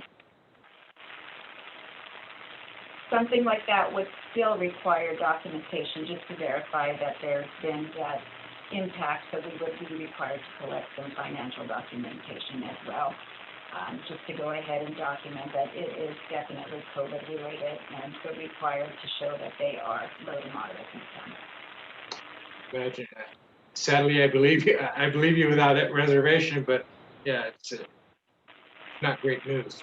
Okay, that's all I would have. Thank you. Thank you, David. Mendel? Mr. Mayor, thank you, and I certainly support what David said. I also respect the tremendous work that Joe and his team have done, and it's just a shame that the impediments and the hurdles have been placed on a program like this when there is a lot of need. Where I'm tending to lean is I would like to give ourselves another couple weeks, and as I expressed to Adam, I'd like to take another pass at this and see if there's any way that rental assistance could be carved out. I know from what Adam has said, and I respect what he says, and I trust what he says. And yet I also read about a lot of cities that have done this. And I know that our staff is working extremely hard. And again, I don't want to continue to lay another burden on them, but I would really urge and support taking just another strong look at this, either from another city standpoint, outside group, an outsourced group that maybe could facilitate some of the work, because I do know, and I believe, because I hear stories about rental assistance from folks that are wanting to pay, and COVID has destroyed their ability to earn and work. And I would really like us to take another look at this. Other than that, I certainly support the bullet points that Valerie has spoken to. I applaud what we've done on bullet point 3 in housing 60-some folks, and have had some success there. So I certainly am not opposed to any of this, but I would just encourage, if we could, to take another look and just see if there's one stone that maybe we've missed and might have an answer for us in terms of rental help. So that's all that, I would say. Thank you. Thank you, Mendel. Karen? Thank you. My questions follow up a little bit on what Mendel just said. If we were to find a third-party agency that works with housing, they would still have the same paperwork requirements, or how does that work? Yes, we would be looking for an outside agency to assist us, but we would still need to collect all the documentation, but yes, the documentation still needs to be complied with. That's why we would need the assistance, because right now our housing division is comprised of really just myself, and I'm not fully even dedicated just to housing, so we would need some assistance. Yeah, and that would be my hope, is if there would be some third party that maybe already has begun gathering data from individuals, that if there was any way to have them administer some of those funds to take that burden off of our staff, but still try to help some of our residents who are in need. But I'm not sure if such a group is local enough to take that on. Any thoughts, Mr. Raymond? Lots of thoughts. One of which I wish the feds made it easier to provide funding to those in need. I mean, one of the challenges, I'm going to ask Valerie just to give a snippet of the type of documentation that's needed. And I'm sure, as Joe will tell you from working with the businesses, it's a challenge in the best of times. In essence, we're running up against a time clock as well with some of these funding to ensure we find appropriate uses in sort of the spending shot clock of sorts. A lot of the rental assistance programs that we see advertised are actually run by the county for those cities that aren't 50,000 in population and have entitlement programs, such as the city of San Dimas. The county runs those programs. And because the city of Glendora is an entitlement city, which means we get the Cdbg allocation directly, we historically don't have the infrastructure or never had the housing authority set up to handle some of these types of requests. Valerie, do you mind sharing just some of the documentation that's required and why it is that if we ever get audited, we have to keep all this documentation? Right, so for the rental program, if we were to do something like that, we would need to go ahead and collect tax returns. We would need to collect 3 paychecks prior to and after, just to go ahead and document that there has been that substantial change in their income. We need the tax returns also just to show that they're low to moderate income. We would need a copy of their lease. We would need to get cooperation from the property owner, landlord, or property management company. We would need them to go ahead and agree to issue us a W-9, and they'd also be 1099 at the end of the year also. I believe one of the requirements also that they need to be in compliance with making sure there's no late fees assessed. They would waive all of that as well. We would need all income documentation from every household member within the family, and also just to kind of document again that there has been a loss of income that is directly related to COVID.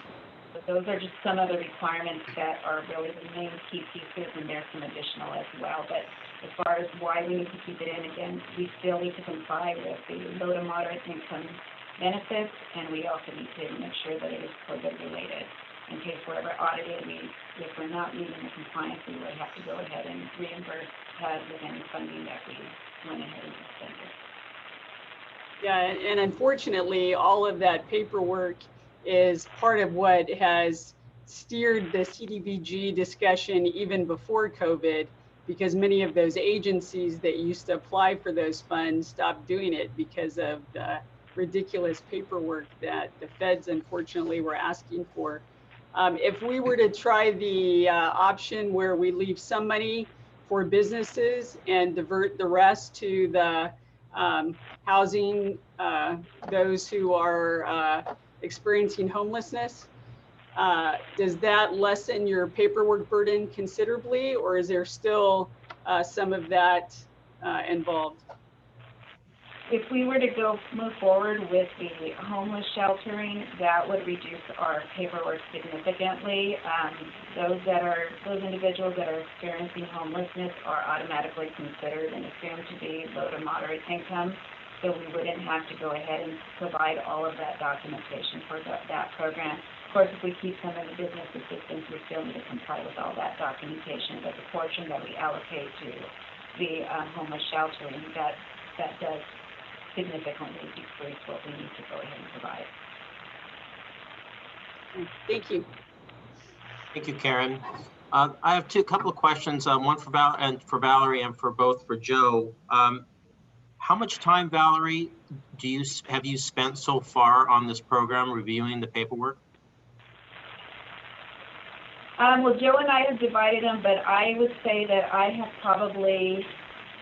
spend at least probably 4 hours for every application that comes through, just analyzing the financial documentation that comes through, as well as making sure I take a look at the history of the application, of their business, and just, there's a lot of documentation, and I've reviewed everything pretty much in detail just to make sure that we're meeting requirements, or in those cases, most of them we're not, but it takes me about 4 hours for each application that's come in.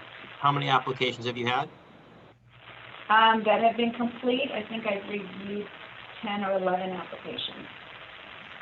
Okay, so you spent a little over a week's worth of time reviewing this? Just for the applications, yes.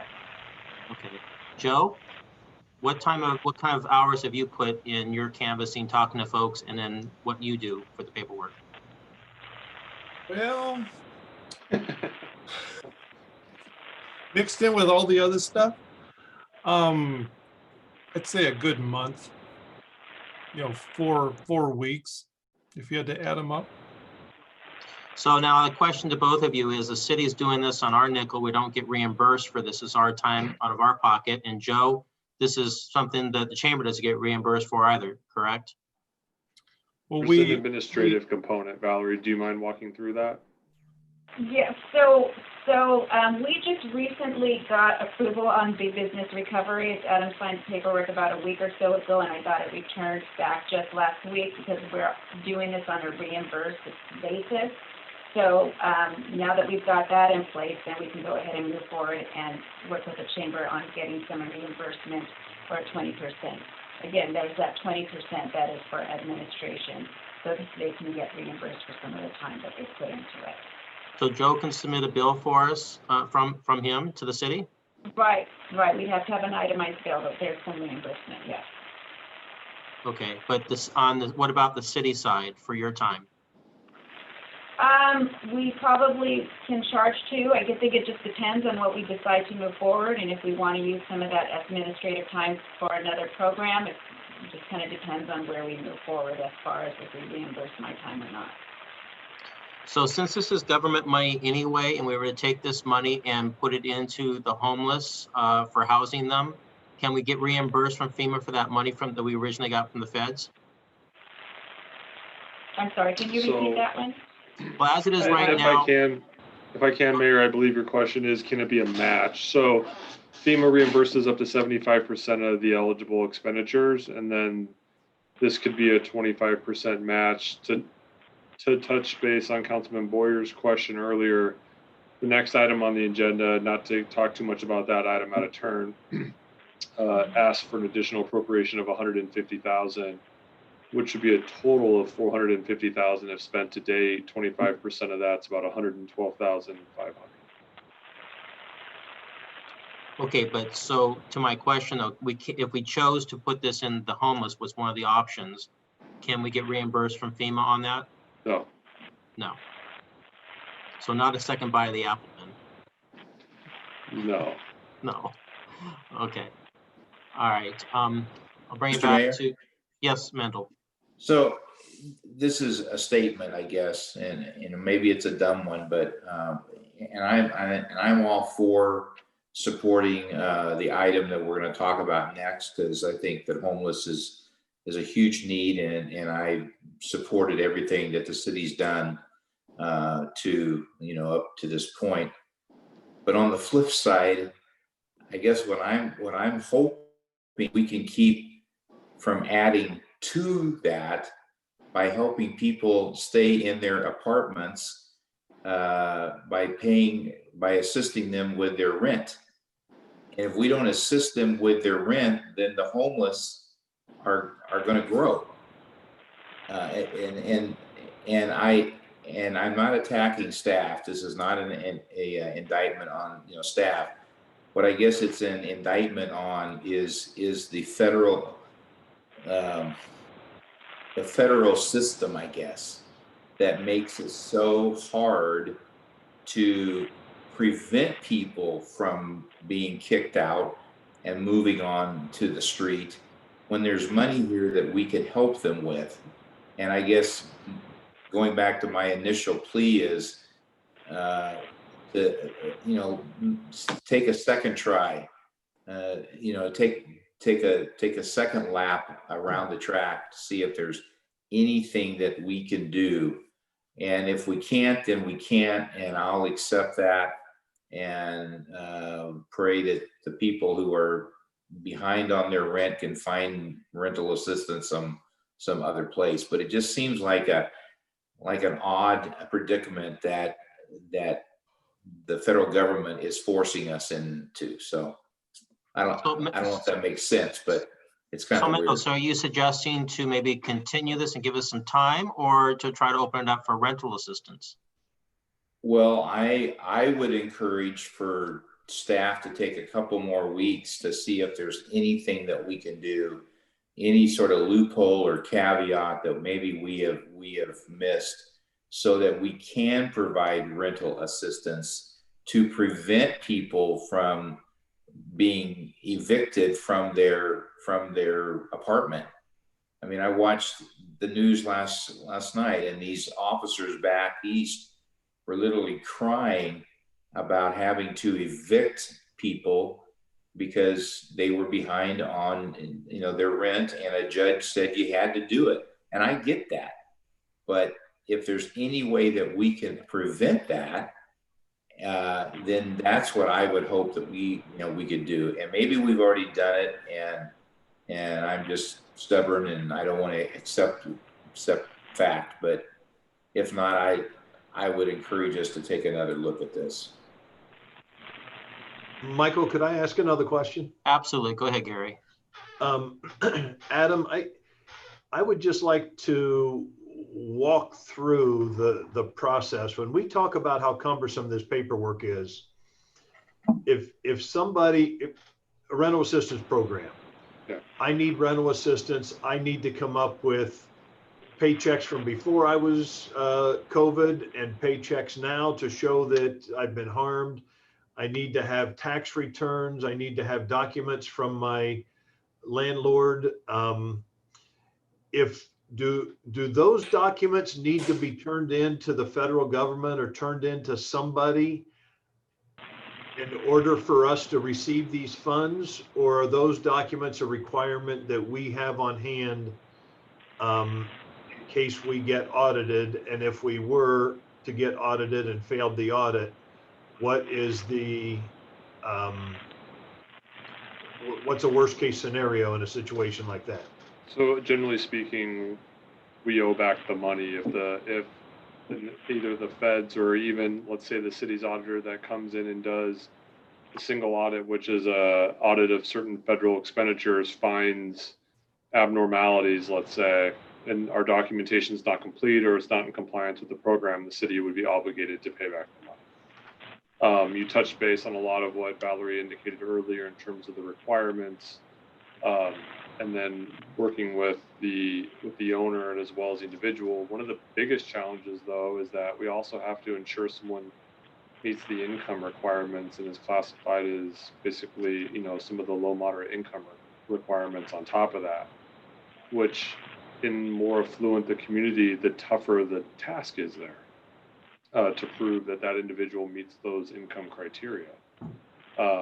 Valerie, in terms of the actual documentation submitted, most of the money is just reimbursement basis, correct? That we're passing out?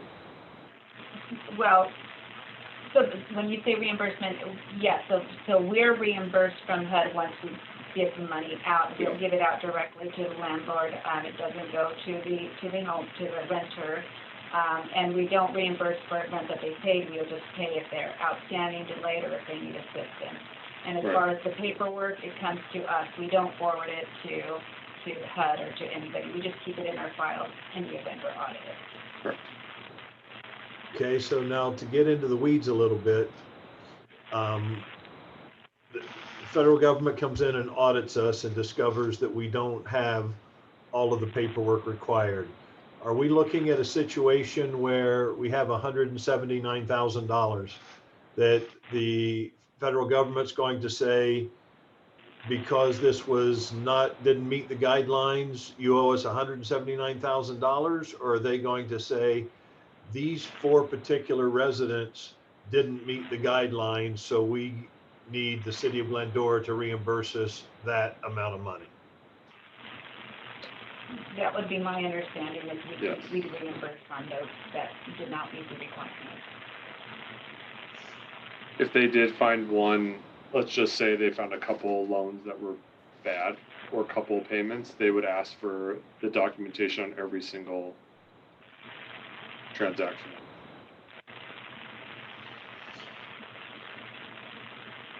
Yeah, you know, again, this is one of those situations, as much work as it's been, and that Valerie and Joe and everybody has put into the business program, we were able to help one business.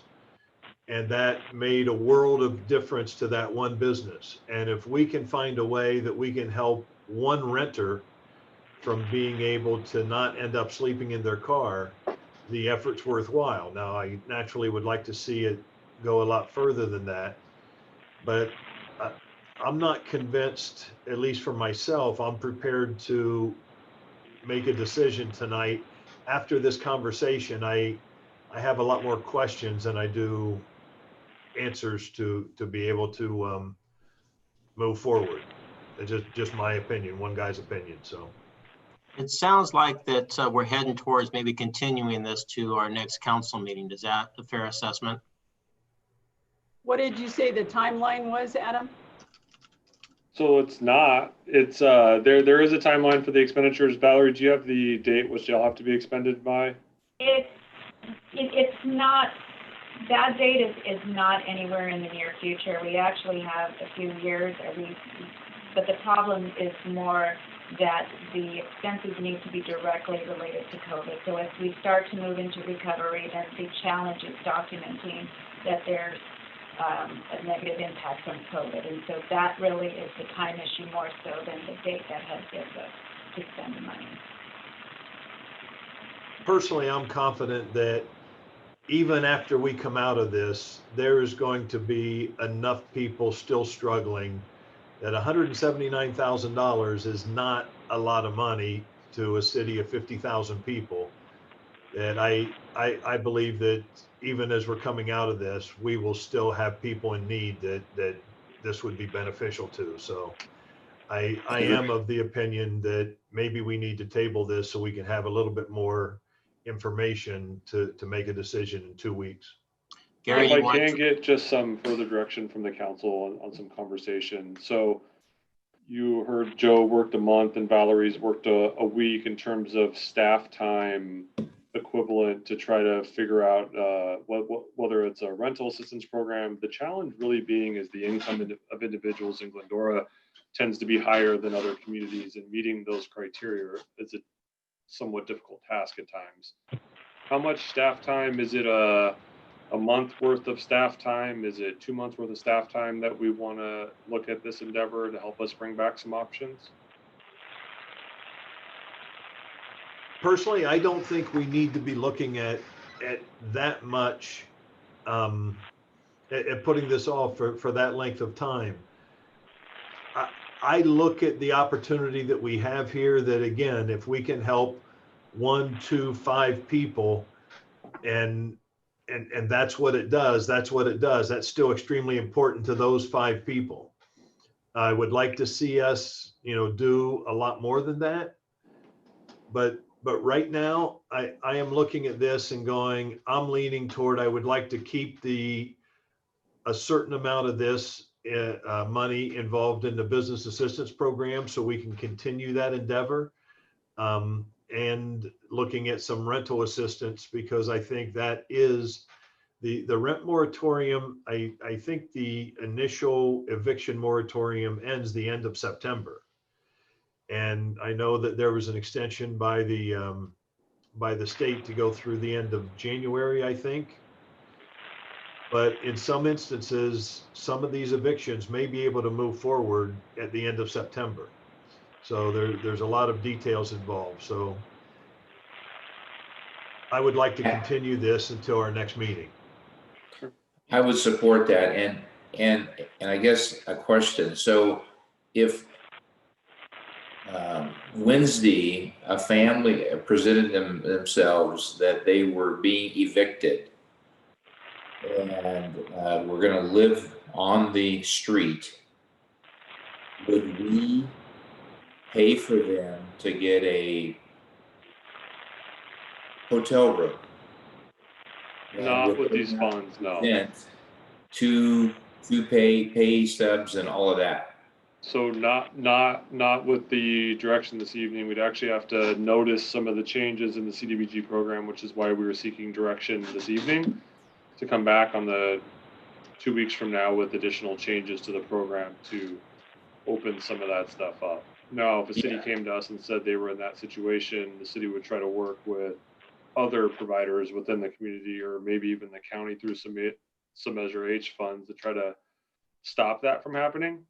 Right. Sort of a first month, last month, sort of rapid rehousing type of response, which is different than these funds. Okay. A different source. The documentation required is pretty significant, obviously, as Valerie's mentioned, and sometimes takes some people a while to get that information together. Sometimes not, but with 4 hours of staff time to review the applications to make sure the I's are dotted and T's are crossed. And if we get 100 applications, 400 hours of staff time happens pretty quickly. So wanting to sort of ensure that we can move forward, in a timely position, but also for our staffing resources to ensure Valerie and other staff have assistance. And historically, the city's not had a very large housing authority, if at all. Usually staffed by multiple people, all sharing a burden, which is the case here too. Glendora's Adam and Valerie, a quick question. Let's say hypothetically, if we were to move forward with rental assistance, I would imagine putting the word out there, we would get flooded with applications. Would it be a first come, first served basis at that point? And how long do you think it would take you to review all the documentation? Would it be the same, the 4 hours each, like you do for a business one, or would it be this less for rental?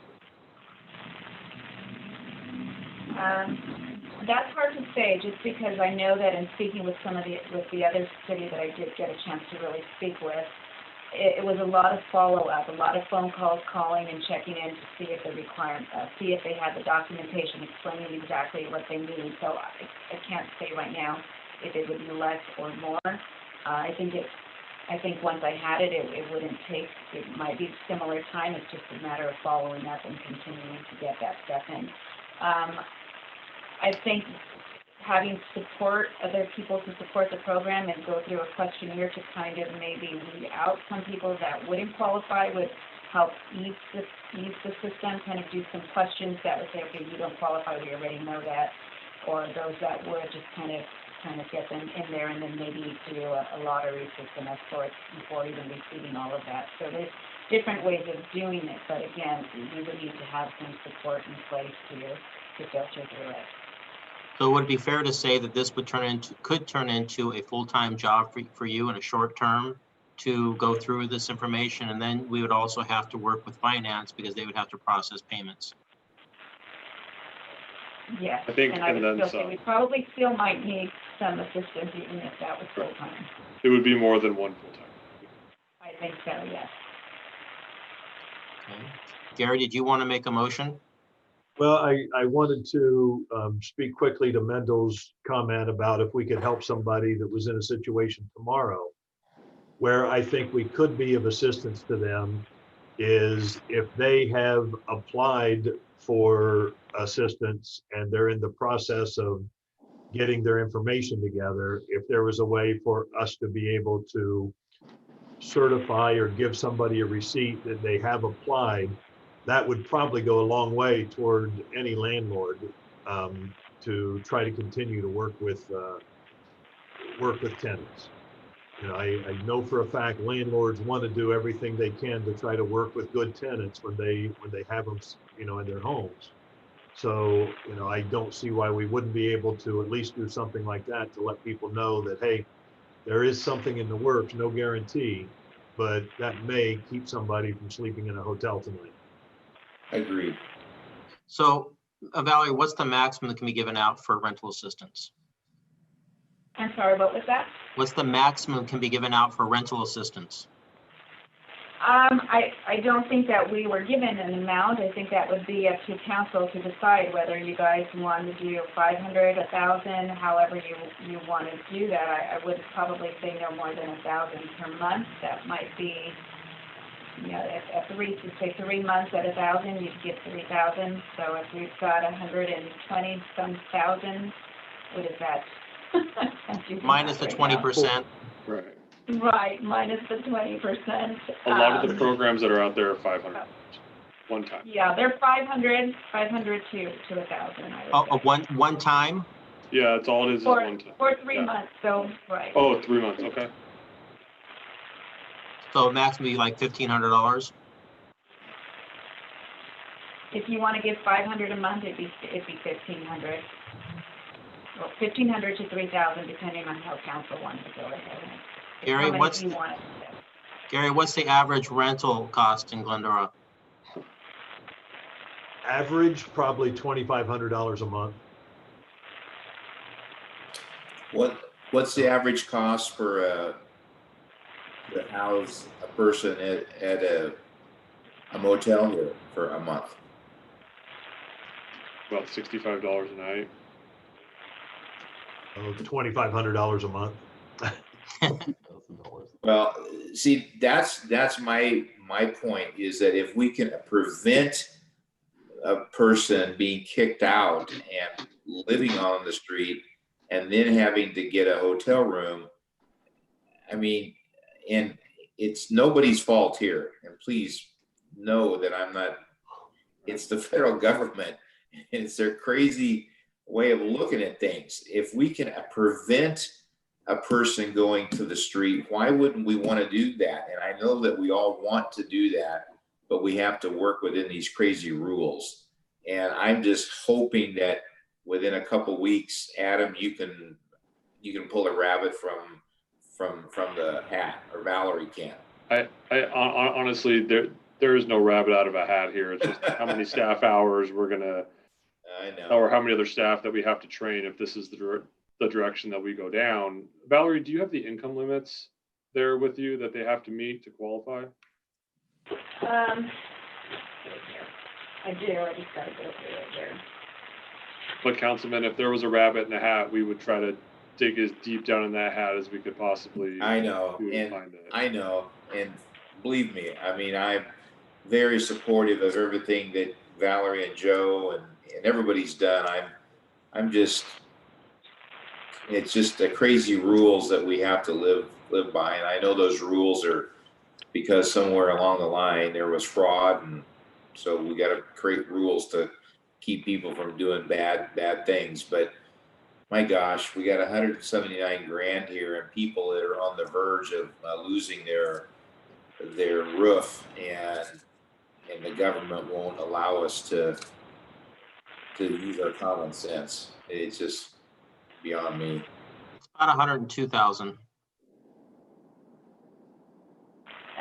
Adam, you wanted the income limits is what you're saying. So just moderate income, which is the maximum for 2020 income limits, we go by household size. So a household of 4, the income limit is actually $90,100. $90,000 for a family of 4? Yes. And that's the highest? That's the high. Yes, it has to be less than that. Well, it sounds like the council's hearts are in the right place, but we have to also engage our brain a little bit. Gary, did you want to make a motion to continue? Yes, I'd like to make a motion to continue this decision until the meeting on the 22nd. Is there a second? Second. Elvia, you want to make a roll call, please? Thank you so much. So just to be clear, we're continuing this item to a date certain, the next city council meeting of September 22nd, for staff to explore more information on a rental assistance program. And as I understand it, that include keeping a certain amount in the business assistant program as well. Could we clarify that, Gary? Well, no, that's the decision that we will make on the 22nd. Correct. Okay. It sounds like we just need additional information and potentially benchmarking with other agencies and amounts and sort of we'll make sure we specify the income thresholds and detail out a little more the process that it takes. Okay, so we are continuing this entire item until a date certain, September 22nd, next city council meeting. At this time, I'll take a roll call vote. Councilmember Thompson. Yes. Councilmember Boyer. Yes. Councilmember Friedendahl. Yes. Mayor Pro Tem Davis. Yes. And Mayor Alawas. Yes. And that passes 5-0. Thank you. Thank you, Elvia. This brings us to our next item, a follow-up on discussion on the homeless housing, including emergency shelter. Mayor Pro Tem Davis and Councilman Gary Boyer.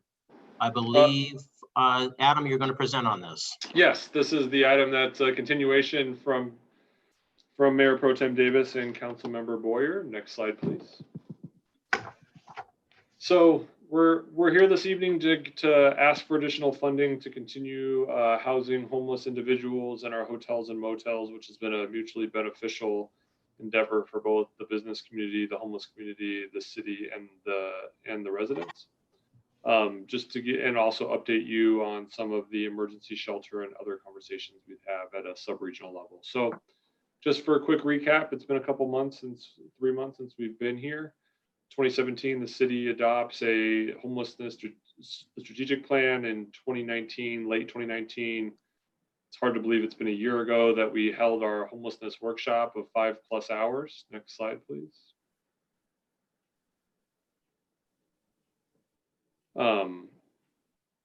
In early 2020, my apologies, Mayor Pro Tem Davis requests an update on our housing program. In April, the City Council approved the initial $150,000 during the COVID pandemic to house homeless individuals. At this time, hotels and motels are largely closed.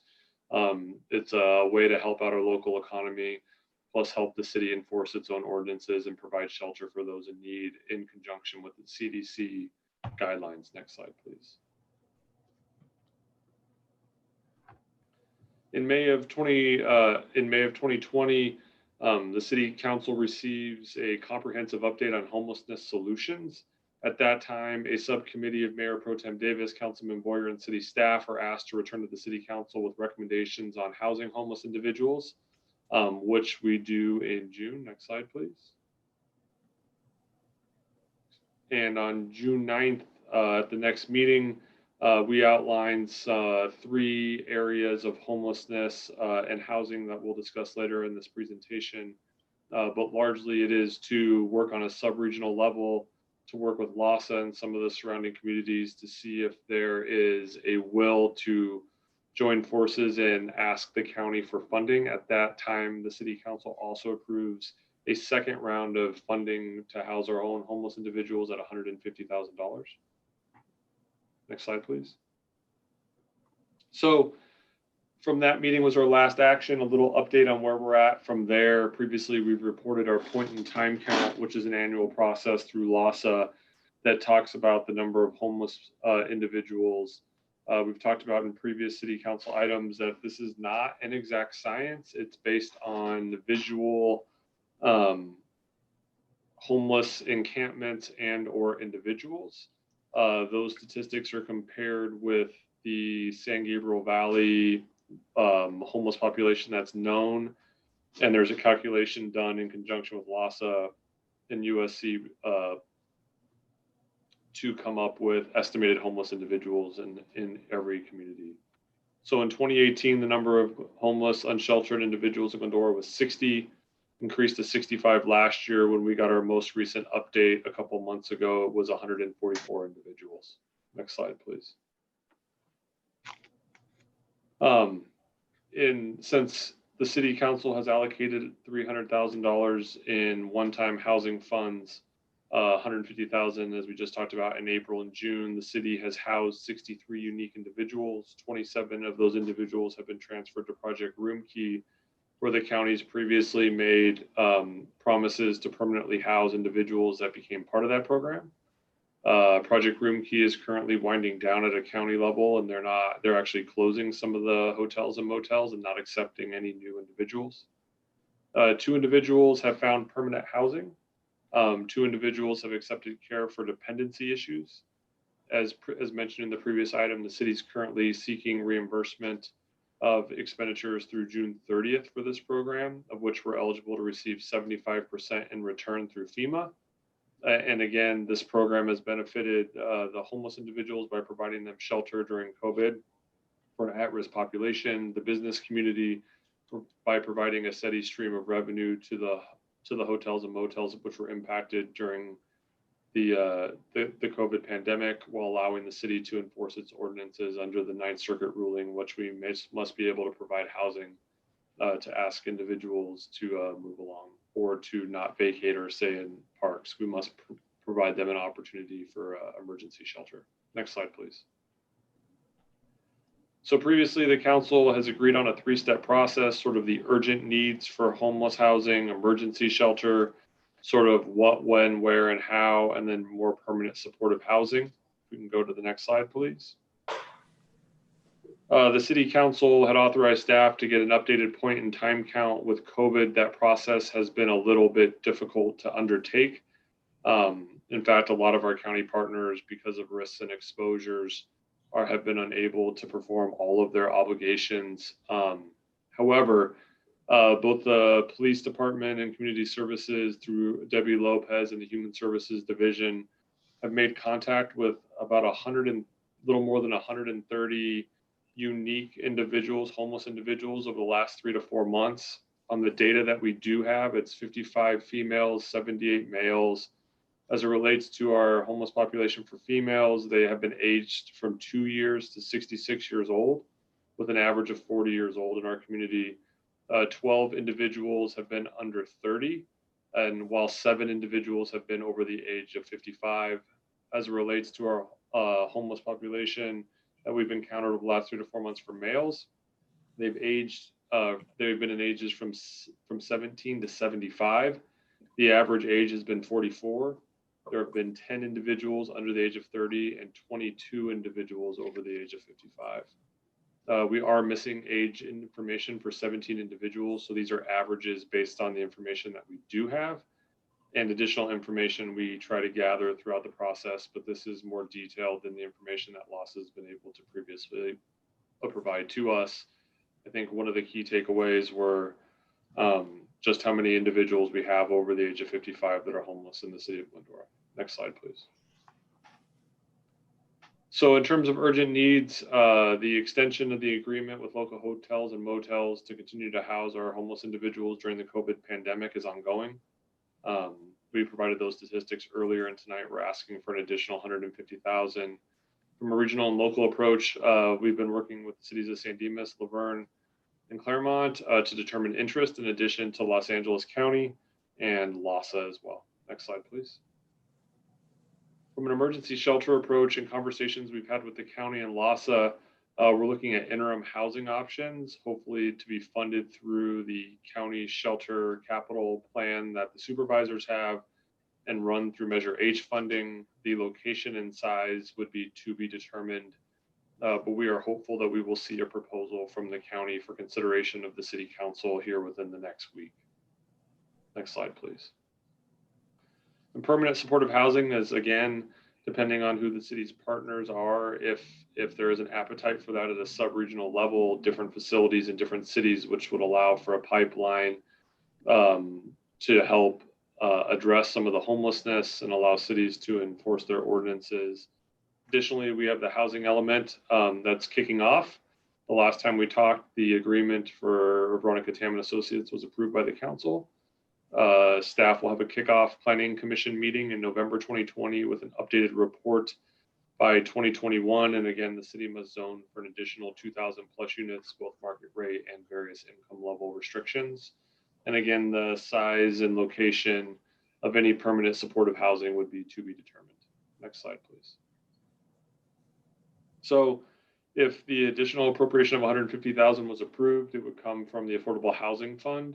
To date, we've spent about 300,000. There's 1.35 million still available. We're asking again for another 150,000 while seeking reimbursement for up to 75% of the cost spent to date. Next slide, please. And with that, we ask the City Council authorize the Administrative Services Director to make the necessary budget adjustments, appropriate 150,000 from the Affordable Housing Fund, and to authorize myself to extend the current agreements we have with hotels and motels while we continue to work with the county and potentially other cities on a sub-regional housing approach for the homeless population in those agencies. With that, we're available for any questions, comments, and any other inquiries. Thank you, Adam. Bring it back to council. Gary? Well, the one thing that it's important to point out is that, what we've done to date is actually, there's more than one benefit to this. There's a benefit to the people that are living on the street to be able to, have a safe environment to live in. There's a benefit to the residents of not having people sleeping in our parks. And there's also a benefit to the businesses that are actually able to pay their bills and keep their employees staffed because we are housing some of these people. So, this has gone very far, and I think it's very important that we continue this, but I also think it's very important that we have a conversation about an exit strategy.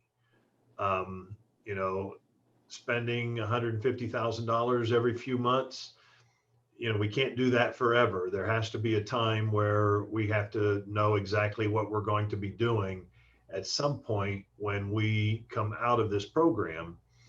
And we are not going to have a homeless shelter built in Glendora or anywhere in the region by the time that we make that decision. So I think as we continue this conversation, we have to really start considering what that exit plan is going to look like.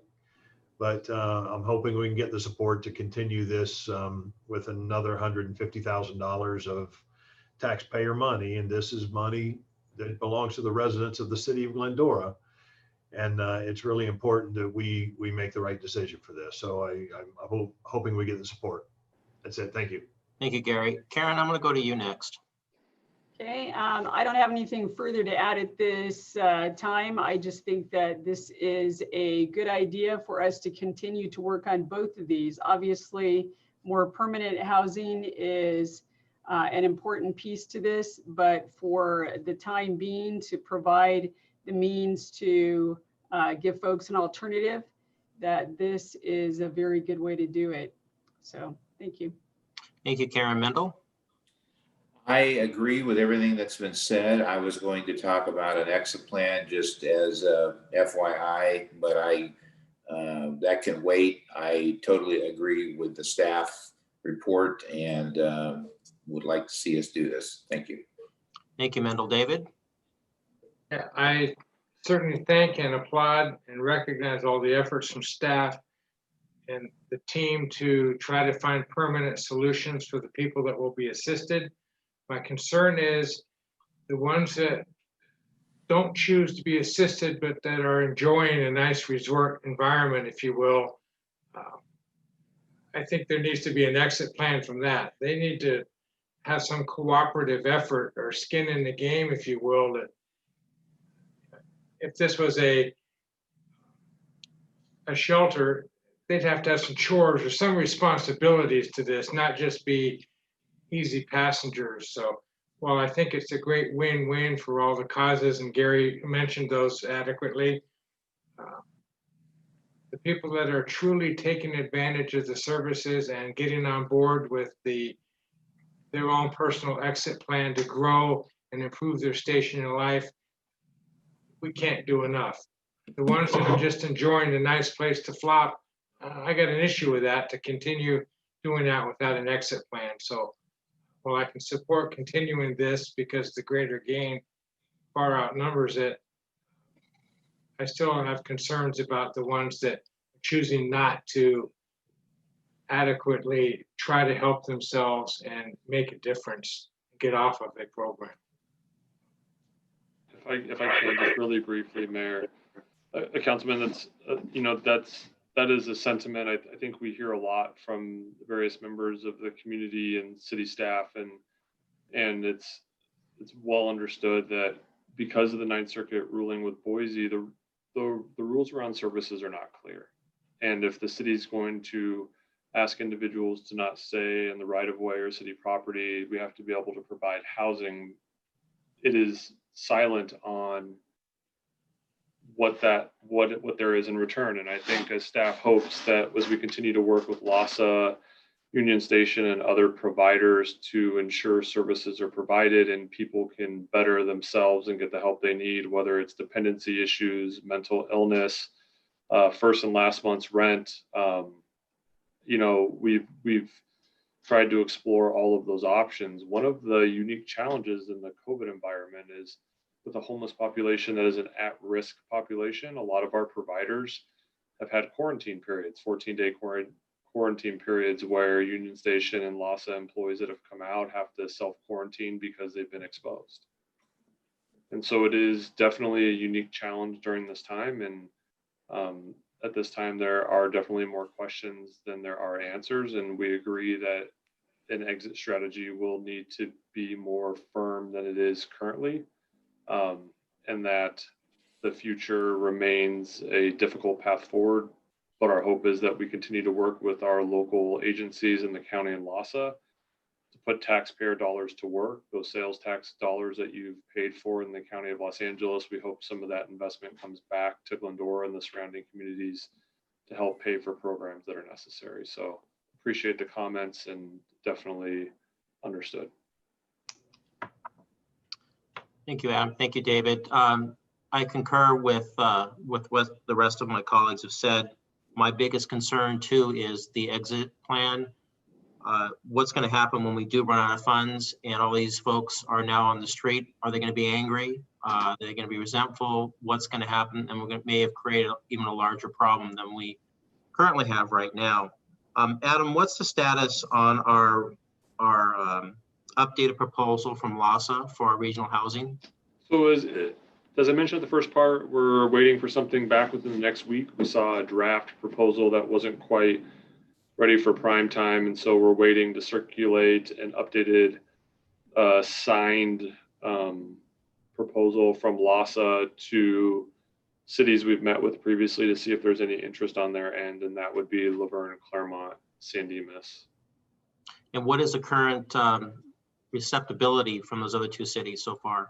It would be 3, Claremont, Laverne, and San Dimas, and without council action on their part, I don't believe any of those items have been heard, so I wouldn't be able to tell you with any sort of degree of certainty at this time. I think everyone, though, I can say, is interested in the county and LASA stepping up to help provide services to those communities. So needless to say, we're not months away, we're years away from a solution. Hopefully not years away.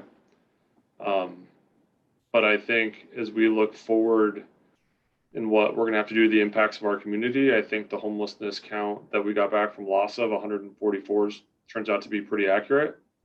Pretty significant increase from previous years with 130 unique contacts, many of which these individuals we meet trace their roots back to Glendora has been an interesting endeavor. So Debbie and her staff and the police department through the community impact team have done a remarkable job in trying to help solve this situation. I would point out that all the individuals that have a room, we currently found homeless on our streets previously. Thank you, Adam. Madam Deputy City Clerk, can you request a motion, please? Thank you, Mayor. At this time, the recommended action is to authorize Administrative Services Director to make necessary budget adjustment to appropriate $150,000 from the Affordable Housing Fund, Fund 285, and to authorize the city manager to execute and extend agreements with local hotels, motels, and similar businesses to house and provide services to homeless individuals for the duration of the local emergency declared for COVID-19. We have a motion. So moved. And a second? Second. I heard a motion from Mayor Pro Tem Davis, a second from Councilmember Thompson. I'll now take a roll call vote. Councilmember Thompson? Yes. Councilmember Boyer? Yes. Councilmember Friedendahl? Yes. Mayor Pro Tem Davis? Yes. and Mayor Alawas. Yes. And that passes 5-0. Thank you. Thank you, LVM. This brings us to our first item in new business. Consider a resolution amending and renaming Administrative Policy 6.21 to Recruitment, Retention, and Referral Incentive Program. I'd like to invite Assistant Director of Human Resources, Karen Resendez, to present the staff report. Hi, good evening. Hi, Karen. Hi, how are you? Administrative Policy 6.21 Employee Recruitment Incentive Program was previously approved by the City Council on January 26th of 2016, but it has not been updated or amended since that time. The city sought to find a more comprehensive policy to address the current recruitment issues that we have. And the updated and renamed policy establishes a more comprehensive program designed to encourage application for hard to recruit positions and to encourage referral by city employees for these positions, as well as retention of new employees into these hard to recruit for positions. The other benefit is the ability to compete with neighboring agencies who are already offering similar programs for similar positions.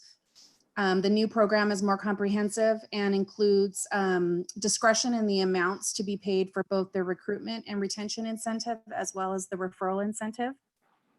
And also a method for repayment by any referred candidate should they not meet the longevity requirements for the incentive payment.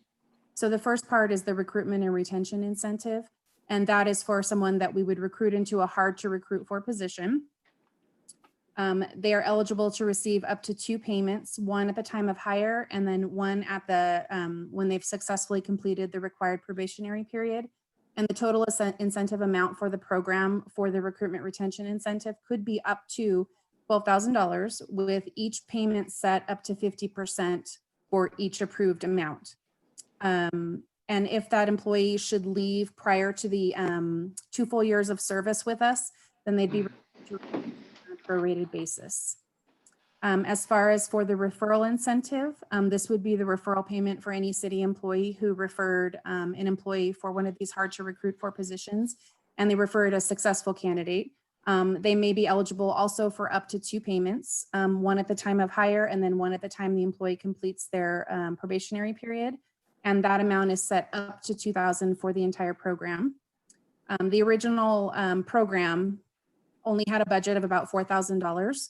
And so this expanded policy may need additional funds. And at this time, the program will be paid from sponsoring departments. So this action seeks the City Council approval and authorization for the city manager to implement the policy. And I can answer any questions that you might have on the updated and amended policy. Thank you, Karen. Bring it back to council. Gary? No questions. David? Just one is clarification. The total program budget is at 12,000, or the per incentive opportunity could be 12,000? The per incentive opportunity for the recruitment retention bonus could be up to 12,000 per recruitment. That's how I was reading it. Okay, thank you. And Councilman, I would just add one clarification that for this to apply, usually there'd be several recruitments that have gone through with an unsuccessful result, and therefore salary savings would pay for the program. Okay, I have one more question. Understanding the competitiveness to attract the best of the best, is that number the number that we think will make a difference? So it's an up to amount. So if staff came to HR and was working with them and said, incentive bonus could be $4,000 for this recruitment, we think we'd get a candidate, but up to 12,000 would definitely be competitive with other police departments that are out there. Okay, so it's attainable, and that's good to hear. Thank you. Thank you, David. Mendel? I support this. This is something that we desperately need, is being done across the board. So good thing.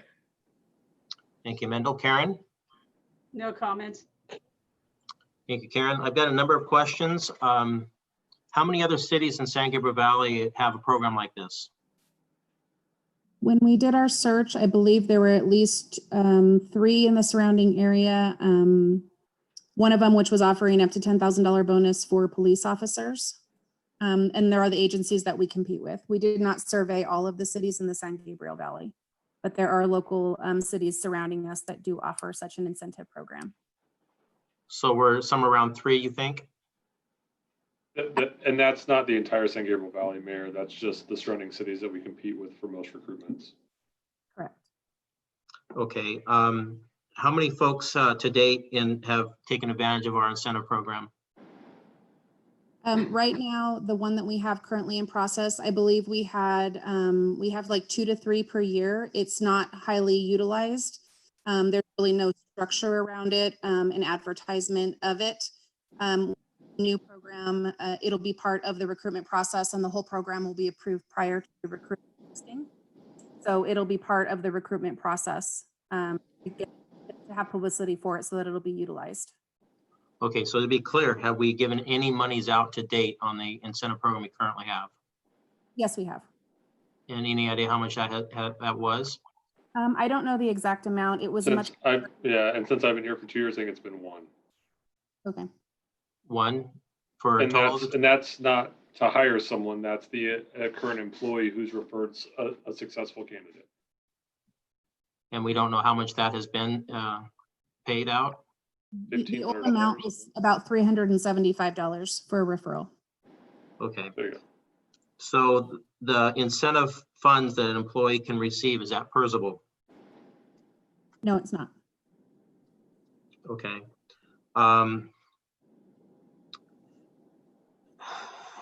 Is there a side-by-side comparison from the 2016, I guess, resolution that we have currently right now on the books to what you're proposing now? These would be in the staff report, Mayor. I didn't see it. It wasn't clear.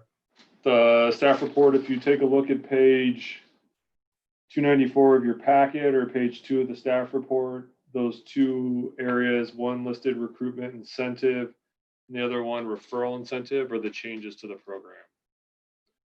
The recruitment incentive is new, and the other one talks about the changes to the program.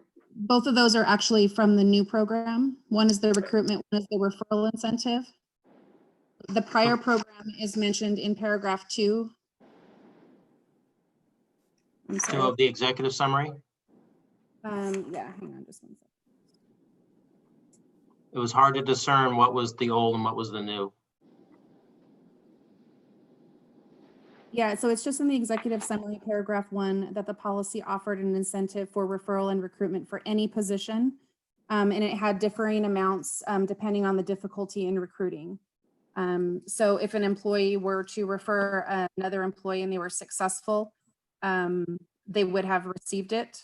But like I said, it wasn't very much publicized and it wasn't utilized as a hard to recruit for incentive. It was just an incentive to refer somebody. That's the major change, is that this is for demonstrably hard to recruit for positions, which is why the amounts were increased, when previously it was just a referral for a position. Okay, why did we change the name of the program? Excuse me? A second payment, and it was to do also the retention. So it's the recruitment, referral, and retention incentive. So the retention, the second payment. Okay. Last question that I have is, this is for city employees currently. Can that be extended out beyond city employees? Or are you saying that the city employees have the best, I guess, advantage of referrals since they're in the business? Yeah, so the referral program is only for city employees currently. And usually a good employee is your best referral source for additional employees who would likely be a fit here and would be successful in the position. So what if we had residents that are retired from other agencies that live in Glendora that still have connections and access? Is that an opportunity? I mean, honestly, Mayor, that's not something that we thought about. And honestly, that's a slippery slope as well. With the employees, we can discern who they know, who they don't know. They can't be involved in the recruitment process. No one in HR is eligible. Department heads aren't eligible. It's a much smaller pool to avoid any potential for foolishness. Okay, I'm gonna go back to just one quick question, will be my last one.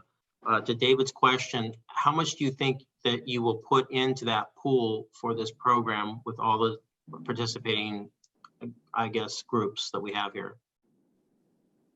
Can I ask a question on what specific part? Well, you're gonna have you're gonna take some monies from either the general fund or someplace into this, correct, to pay out Salary savings. Salary savings, yeah. Okay, through salary across the board. Yes. So how much through salary savings do you want to put into this bucket? We wouldn't. It would be on a case-by-case process. So the policy that's included in the staff report predicates that it's the approval of the city manager. So let's say Jeff, for example, went out 3 times for recruitment on a senior planner. One of the challenges we have is being non-competitive with other agencies. For example, it wouldn't go necessarily on the first time, but on the 3rd recruitment, it might. So it's really on a case-by-case basis based on difficult to recruit positions. So you're saying that there's no limit to what you can spend? Theoretically, that is correct. So currently, right now, your approval is up to $25,000 without city council approval. Well, it would still be an individual employee. I could still do it for every individual employee. It's not the program as a whole, it's per transaction. Okay, so basically it's a blank check. I would disagree with that, but it's up, like many of the policies that are there, it's based on requirements that are within the policy that the council gets to set for why it is that we use the incentive and when. Okay. Deputy City Clerk, you want to request a motion, please? If I could ask one question, Michael? Go ahead, Gary. Go ahead, Gary. You know, this is a policy that we would have the authority to be able to rescind at any time as a body. Is that correct? That's correct. Okay, just want to make sure. Thank you. Thank you, Gary. I have one additional question, please. Sure, go ahead, David. Karen referred to this as part of the recruitment process. So my question is, would that be an advertised spiff on the difficult recruitment once we determine as such, or would it become a negotiating tool to maybe seal the deal? No, it would actually have to be set prior to the recruitment posting. So if the recruitment was a hard to recruit, say we've recruited for a planner 3 times and we've not gotten successful candidates, we might use this program, and it would have to be set ahead of time. All the amounts were set ahead of time. And once that person, it would be advertised along with the recruitment so that the person applying would also know that this is out there, this is a recruitment bonus. And then the employees would also have the referral bonus. So we would intend to advertise it so that it was utilized and we would get the most candidates possible. Okay, thank you. Any final comments? I'll make a motion to approve this. I'll second it.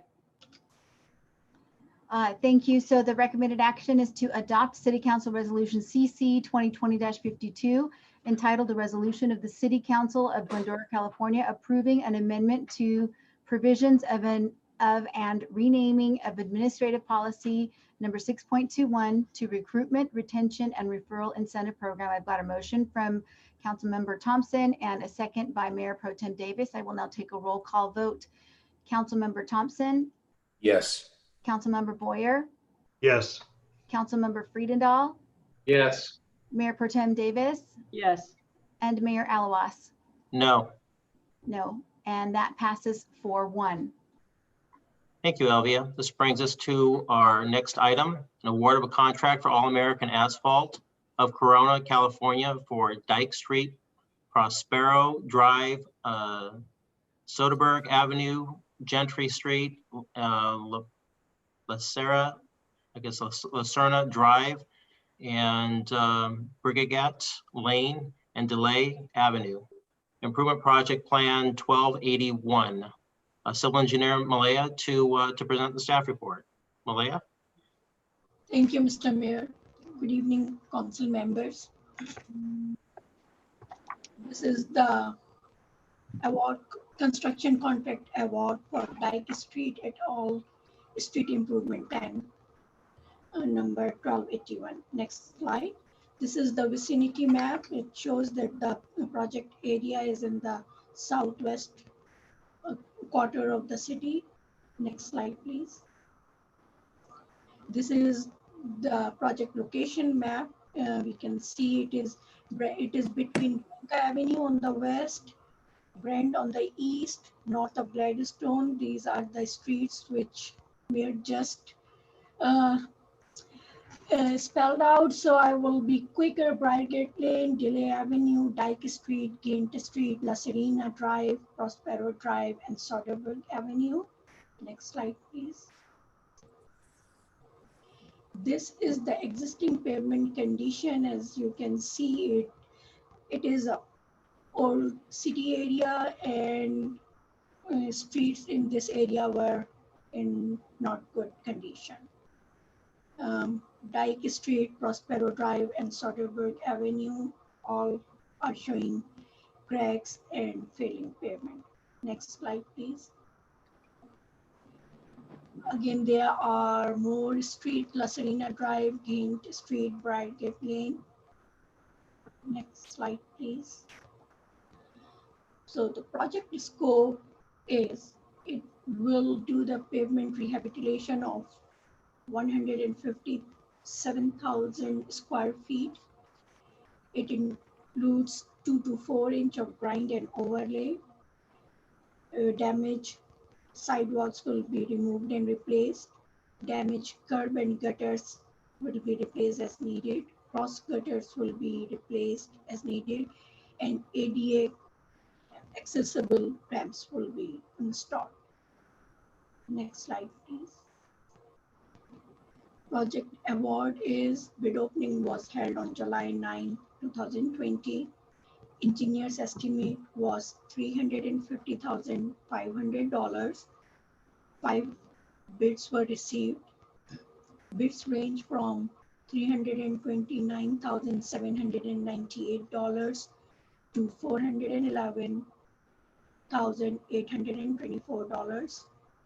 Award is to All American Asphalt of Corona, California. Next slide, please. Award of contract September 8, 2020. Construction duration is 30 working days.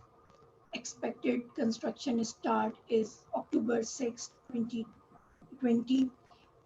Expected completion is November 17, 2020, just before Thanksgiving.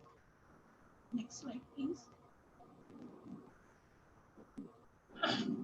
Expected construction cost is $362,778, and it includes 10% contingency. Contract design services is $15,000 that include the initial design and as-built plans. Construction inspection is $15,000 to be performed. So total construction project budget is $392,778. Adopted budget for this project was $418,000. This is the last slide. Thank you. This staff recommendation is that the City Council, number 1, adopt a categorical exemption from the California Environmental Quality Act. I think I cannot see this.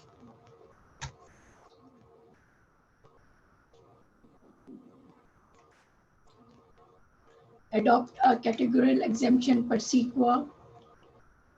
Number 2, award the contract to All American Asphalt in the amount of $329,798. Authorize the Public Works Director to execute necessary change orders not exceeding 10% of contract amount. Authorize the mayor to execute the agreement. That completes my presentation. Thank you. Thank you, Malia. Gary? Malia, I have a question. I'm trying to review this and I'm not exactly sure, but so the improvements are not going over to Vicino and Delay and over into Galliard. The streets are just east of the area that's being improved. Delay will be part of this project. Vicino is not the project. There was a water main replacement project in this area, and the street improvement is covering what has been done during the water improvement. If we can go to some slides back, you can see there are trenches done for the water. Please more. Yes, this is one. Delay is part of this. Delay is the project area. Okay. So Delay and Vicino and Galliard, and I know Charver's up in there somewhere. Are those all part of the project as well? Or I probably should know this, or have those been done recently, or are they on the schedule for future? They are scheduled for future. The reason for that, in those areas, the water main is served by suburban water, and they are not there to replace or improve their water main. And we don't want to do the street improvements if water company or water provider is not ready to replace the water mains. Oh, okay, perfect. Thank you very much. That's all I had. Thank you, Gary. David?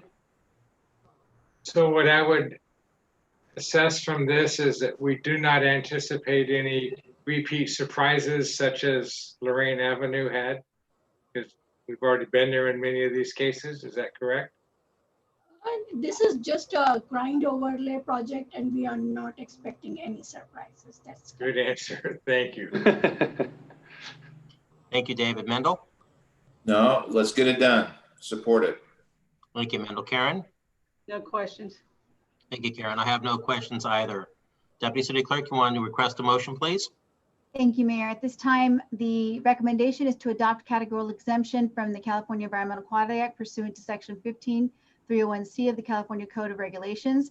Award the contract for Dyke Street, Prospero Drive, Soderberg Avenue, Ghent Street, Lucerna Drive, Briar Gate Lane, and Delay Avenue Street Improvements Project Plan number 1281 to All American Asphalt of Corona, California, in the amount of $329,797.49, and authorize the director to execute necessary change orders in the amount not to exceed 10% of the original contract amount, and to authorize the mayor to execute the agreement. Do we have a motion? So moved. Second? Jump. You got a date or something, Gary? I had to beat Karen there. She's been quick tonight. I don't believe I heard a second. I'll second. Okay, thank you. So motion by Councilmember Boyer, second by Mayor Pro Tem Davis. I'll take a roll call vote. Councilmember Thompson? Absolutely. Councilmember Boyer? Yes. Councilmember Friedendahl? Yes. Mayor Pro Tem Davis? Yes. And Mayor Alawas? Yes. And that passes 5-0. Thank you, Mayor. Thank you, Elvia. This brings us to the end of our meeting with council and staff items. Mendel? I have none. Thank you, Gary. You know, I am going to make a request. I have been appointed to be on the San Gabriel Valley Housing Trust. And, you know, the purpose of the trust is to try to help to funding for low income and homeless projects. And one of the tasks that we've all been given is to try to go out and find some private funds, as there are large corporations that are very generous with their monies. And so I would just like to put a request out to the general public here in Glendora that if anybody happens to be listening to this or hearing about it, if you know of any large corporations that may have a program that could help with homeless projects, if you could contact me through the city and share any information you might have, because we are going to be, you know, most of this is going to be funded with taxpayer money through state and federal grants. But we do want to be reaching out to private industry as well, because there are people that will be willing to help, and we just need to find them. So any help that I could get on that would be appreciated. Thank you. That's really all I have. Thank you, Gary. David? I would just like to extend a heartfelt thanks to all of the staff for the continued effort to make all these tough tasks presentable and give us difficult decisions sometimes, but at least they make it a little easier to get to do. So thank you for that. Thank you, David. Karen? Just a reminder to the community that Raising Cane's is now open in the marketplace. So be sure to go by there and check out their chicken. Thank you, Karen. Adam? Sonia reminded me today that this marks my 2nd year anniversary at this council meeting at the city, which seems not remotely possible, actually, that it's been 2 years. Just wanted to take a moment to thank the staff who have been absolutely incredible these past 24 months. Their dedication to what they do to this and do for this community is unbelievable. Many of them live in Glendora and the surrounding cities and show up to work each and every day, especially during COVID. And some of the comments made by council are right on the mark, that they do a tremendous job. And just wanted to say how much I appreciate showing up to work and doing what I do every day. I know sometimes we don't always agree, but the questions are always with the best of intention for the community, trying to make sure we do our best and to sort of stretch the way staff approaches and looks at things. So definitely appreciate it, and look forward to many more of those. But when Sonia told me today, it didn't seem remotely possible that was indeed the case. So happy to be here, and very much appreciate the opportunity. Thank you. Thank you, Adam. We're definitely blessed. Bill? I have nothing to add except to say this is my kind of council meeting. I asked, we're doing a good job that you don't have to intervene, right? Love it. We still have some staff on. Is anyone from staff? I won't call anybody out and call them up. So anyone from staff would like to say anything? No? So I'm going to adjourn the meeting at 9:31 in memory of Mr. Gordon Thomas Rowley. Thank you and good night, everyone.